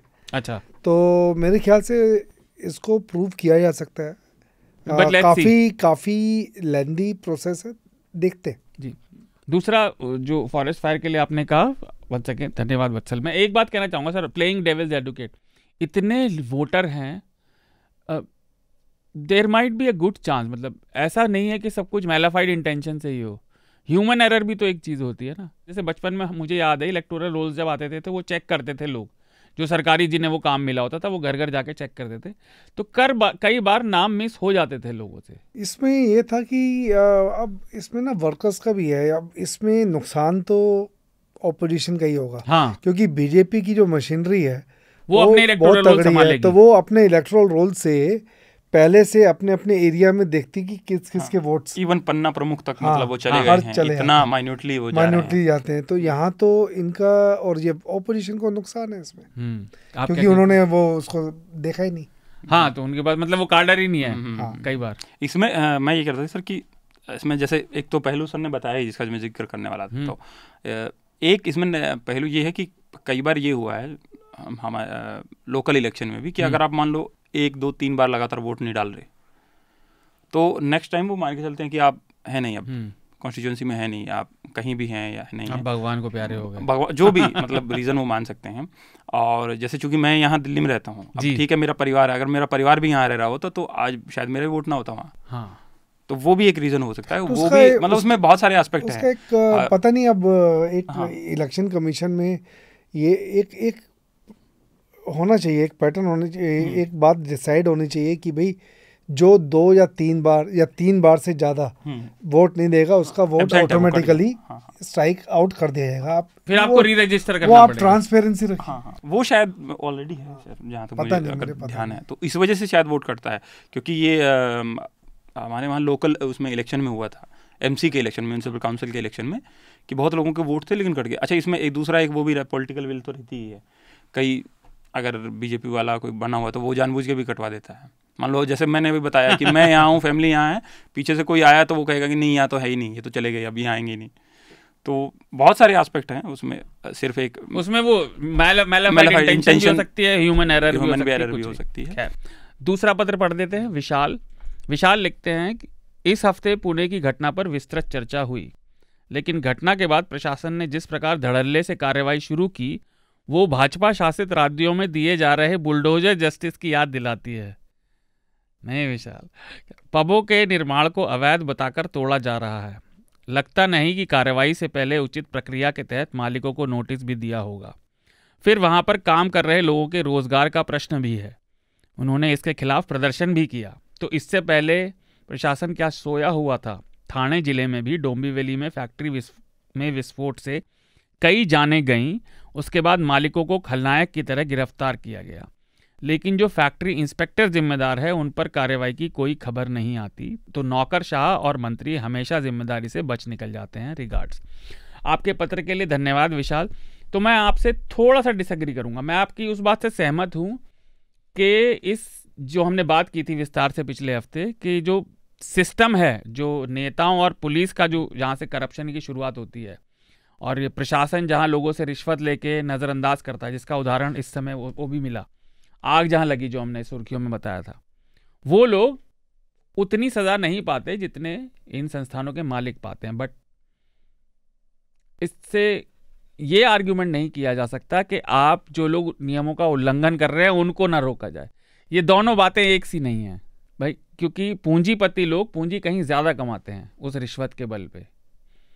तो इसमें और किसी को कुछ कहना हो तो वो भी। दूसरा, बुलडोजर जस्टिस की याद इसलिए नहीं दिलाती क्योंकि पुणे में मेरे दोस्त भी हैं, वो रेस्टोरेंट इंडस्ट्री में, बार इंडस्ट्री में काम भी करते हैं, उन्हें अच्छा भी नहीं लग रहा कि एक्शन लिया जा रहा है। पर ये सब मानते हैं कि 99% रेस्टोरेंट, बार्स, पब्स नियमों का उल्लंघन करके और किसी ना किसी तरीके से पैसे खिलाकर ही चल रहे थे। तो उन्हें आप बेगुनाह नहीं कह सकते। और कई बार लोगों को लगता है बहुत इनकन्वीनियंट है कि भाई आप पबों को बंद क्यों कर रहे हैं। भाई आप रूल फिर लेजिस्लेट करवा लीजिए ना। लेकिन अगर लेजिस्लेटिव रूल ये है महाराष्ट्र में 25 साल से कम उम्र में दारू नहीं देनी और शराब रात के 12 बजे के बाद नहीं बिकेगी, तो फिर आप नहीं चला सकते रात के 3 बजे तक पब। उसमें अपडेट तो आ भी गई थी। विकास पिछले हफ्ते थे, हमने मैं थोड़ा गर्म भी हो गया था पिछले हफ्ते। उस केस में खैर बहुत सारी नई रिविलेशन हो रही हैं। तो आप देखिए किस तरह पे किस पे लोग मिले हुए हैं। मदर जो है सैंपल देने पहुंच गई, तो वो भी एक वो सैंपल फेंक दिया था, डॉक्टर पकड़ लिया है। तो एक तो वो एस्पेक्ट है बिल्कुल पूरा अलग। और दूसरा जो जैसे कार्रवाई की बात की ना कि कैसे, तो जो अभी आग लगी दिल्ली में जिसमें बच्चों की भी मौत हुई और राजकोट वाली भी आग लगी, तो भास्कर ने आज इन्वेस्टिगेशन की कि पिछले 2.5 साल में करीब 1100 जाने गई हैं, 1200 के करीब जाने गई हैं, 1170 जान गई हैं ऐसे ही हादसों में, आग वाले में। हाँ, आग वालों में, और जिनमें वो ऑडिट नहीं हुआ इमारतों का कि आपका आग का है कि नहीं, प्रॉपर सिस्टम है कि नहीं। तो सिर्फ ऑडिट की कमी। अगर आप ऑडिट होता तो शायद वो हादसे बच जाते। तो वो भी एक है कि प्रशासन भी अपने तरीके से काम करता है, और फिर जब वो हो जाती है तो सबको फिर जवाबदेही देनी है ऊपर से नीचे तक। तो सब अपनी मतलब कहीं तो बचाने के लिए अपने आप को वहीं आ जाती है। और चर्चा के सारे श्रोता जानते हैं, मतलब मेरा पेट पीव है हर चीज़ पे कहने का, जब तक लॉ एंड ऑर्डर रिफॉर्म नहीं होंगे, पुलिस रिफॉर्म इंडिया में, भारत में, तब तक ये नहीं सुधरेगा, क्योंकि नेताओं के हाथ में वो रहेगा, वो उसे मोल्ड करते रहेंगे। बिल्कुल। तो हम अपनी चर्चा को यहीं विराम देते हैं। सर, आपके रिकमेंडेशन श्रोताओं के लिए, जो भी 1, 2, 3 जितने भी। 2, 3 ओके। एक तो बसंत की कहानियाँ। बसंत गया था इलेक्शन कवर करने, पहले गुजरात गया था, गुजरात का छोड़ दीजिए, अभी रिसेंटली वो गया है हरियाणा और पंजाब में। उसने 3-4 सबका सब लिंक दे दीजिएगा। जी, बहुत अच्छी स्टोरीज की हैं उसने, वीडियो स्टोरीज की हैं। चाहे वो पहलवान का जो इशू था, महिला पहलवानों का इशू था, या फिर अग्निवीर का इशू था, और किसानों का जो वो 100 दिन हो गए उनको बैठे हुए उसका, तो उन्होंने भी बहुत अच्छा काम किया। तो एक तो उनकी सारी स्टोरी खडूर साहिब से भी है, कल गई थी। हाँ, और दूसरा स्टोरी ये कल एक बहुत ही मतलब कि it was a bottom spread anchor story, बड़ी लाइट हल्की स्टोरी, लेकिन इसमें आप देखिएगा कि कैसे एक जगह तो सेलिब्रेशन होता है और एक जगह क्या हुआ। इंडियन एक्सप्रेस में एक स्टोरी कल आई, वो एंकर स्टोरी थी, जिसमें हापुड़ बहुत पास में है यहाँ से, हापुड़ में एक शादी हुई और शादी में लड़का वेलकम टू यूपी हाथ डाला। Welcome to UP. हाथ डालते ही लड़के ने उसके माथा चूम लिया जी। तो वो किस उस पे झगड़ा हो गया, क्या झगड़ा हुआ और शादी रद्द हो गई। उसके बाद ये दोनों एक दूसरे को जानते थे तो लड़के भाग गए। बड़ी इंटरेस्टिंग स्टोरी है। तो ऐसा चीजें भी होती है हमारे कंट्री में। तो यही तो एक चीज है जो जिंदा रखे हिंदुस्तान को, इश्क। और तीसरा एक सीरीज आई है इंडियन स्कूल्स, जो यूनिक है, जिसमें हमारे गुरु जिसके ऊपर प्रतीक ने स्टोरी की थी। अच्छा, सदगुरु की भी स्कूल है। तो लेकिन एक इंटरेस्टिंग एस्पेक्ट है, वो पॉपुलर स्कूल्स नहीं है वहाँ पे, कुछ इसी टाइप सदगुरु का स्कूल या कुछ, तो वो एक सीरीज आई है, मेरे ख्याल से देखना बनता है जी। डॉक्यूमेंट्री है। अच्छा। किस पे? हॉटस्टार। आपके तो लॉ एंड ऑर्डर की बात हो रही है सर। लॉ एंड ऑर्डर के नाम से ही एक सीरीज है छोटी सी, नेटफ्लिक्स पे। कौन सी? नेटफ्लिक्स पे लॉ एंड ऑर्डर ही है नाम। लॉ एंड ऑर्डर तो बहुत सारे हैं, कौन सा वाला? हाँ, स्पेशल इन्वेस्टिगेटिव यूनिट ऐसा कुछ है। ऐसा कुछ है। और उसमें इंटरेस्टिंग तरीके से दिखाया है कि कानून कैसे काम करता है, और अगर कानून सही से मान लो डिफाइन हो, तभी जैसे हम बार बार कहते हैं कि कानूनों में सुधार होना चाहिए, उसके बावजूद भी किस तरीके की दिक्कतें सामने आती हैं और किस तरीके से लोग विक्टिम भी हो सकते हैं और एट द सेम टाइम वो लॉ एंड ऑर्डर की SIU focuses on special victim unit, जहाँ पे जैसे महिला विक्टिम है और सेक्सुअल ऑफेंसेस भी हैं खास तौर पे वो SIU उस पे फोकस वाला है। उसके बहुत सारे हैं, मैं पहले बहुत देखता था। अच्छा हाँ, तो वो मुझे इंटरेस्टिंग लगा वो। और उसके अलावा तो मतलब न्यूज़ लॉन्ड्री तो रिकमेंडेशन है ही। इसके अलावा एक गीत मुगल आजम का, कौन सा? तेरी महफिल में किस्मत आजमा के, हम भी देखेंगे। वो मैंने कल सुना तो बड़ा प्यारा लगा था। अच्छा, तो मेरे रिकमेंडेशन इस बार 3 है। एक उनमें से एक ऐसा जो मैं पिछले हफ्ते देना भूल गया था, वो पिछले हफ्ते ज़्यादा प्रासंगिक था। तो पहला तो मेरा रिकमेंडेशन है फॉल आउट सीरीज़। अमेज़ॉन पर आई थी पिछले महीने, मैंने अभी देखी। तो फॉल आउट एक गेमिंग फ्रेंचाइज है और वो काफ़ी सारे गेम उसमें आ चुके हैं बेथेस्दा की। लेकिन मैं ये सीरीज़ इसलिए रिकमेंड कर रहा हूँ क्योंकि एक ये धारणा बन गई थी कि वीडियो गेम से अच्छा कंटेंट नहीं बन पाता टीवी या मूवीज़ के लिए। लेकिन लास्ट ऑफ अस और उसके बाद ये आप देखें कि जिसको वो मीडियम समझ आता है, जब वो बनाता है तो it is one of the most engaging mediums. तो फॉल आउट 8 एपिसोड की सीरीज़ है, वो देखिए। दूसरा जो पिछले हफ्ते वाला रिकमेंडेशन था, या मैं दूसरा देता हूँ कि BBC की एक रिपोर्ट आई थी इसी हफ्ते कि जो गर्मी पड़नी शुरू हुई थी, जब ये शुरुआत हुई थी करीब 1.5 महीना पहले, तो ये अनचार्टेड टेरिटरी कैसे है क्लाइमेट चेंज में, जो इतनी ज़्यादा गर्मी पूरी दुनिया में अलग अलग जगह अलग अलग समय पर पड़ रही है। तो it's climate change uncharted territory fears after record hot March जब खत्म हुआ था तब आई थी, पर ये अभी प्रासंगिक है क्योंकि यहाँ हीट वेव चल रही है। और आखिरी जो मैं पिछले हफ्ते देना भूल गया था, वो जाने भी दो यारो। आम पब्लिक की जान किसी कीमत की नहीं है इन बिल्डर्स और नेताओं के लिए। उसके लिए सबसे अच्छा एग्जांपल हिंदुस्तान में, और वो टाइमलेस मूवी है जाने भी दो यारो। वो देखिए आप, आपको समझ आएगा कि हमारी आपकी जान की इन लोगों की नज़र में कोई कीमत नहीं। और वो आज बनेगी भी नहीं सर, वो हाँ तो आज तो बनने भी नहीं जाएंगे। सीन है कि ये क्या हो रहा है बेटा दुर्योधन, तो वो नहीं हो पाएगा आज। तो रमन सर, विकास और हमारे साथ जुड़े स्मिता और अविकल, तमल, इन सबको जुड़ने के लिए धन्यवाद। Thank you, bye bye. आपको उन मीडिया संस्थानों को समर्थन देना होगा जो सरकारी विज्ञापनों पर निर्भर नहीं है। न्यूज लॉन्ड्री ऐसा ही मीडिया प्लेटफॉर्म है। हम किसी से विज्ञापन नहीं लेते। न्यूज लॉन्ड्री को सब्सक्राइब करने के लिए newslaundry.com/subscription पर जाएं और अपने मन मुताबिक राशि चुनें। न्यूज लॉन्ड्री को सब्सक्राइब करें और गर्व से कहें, मेरे खर्च पर आजाद हैं खबरें।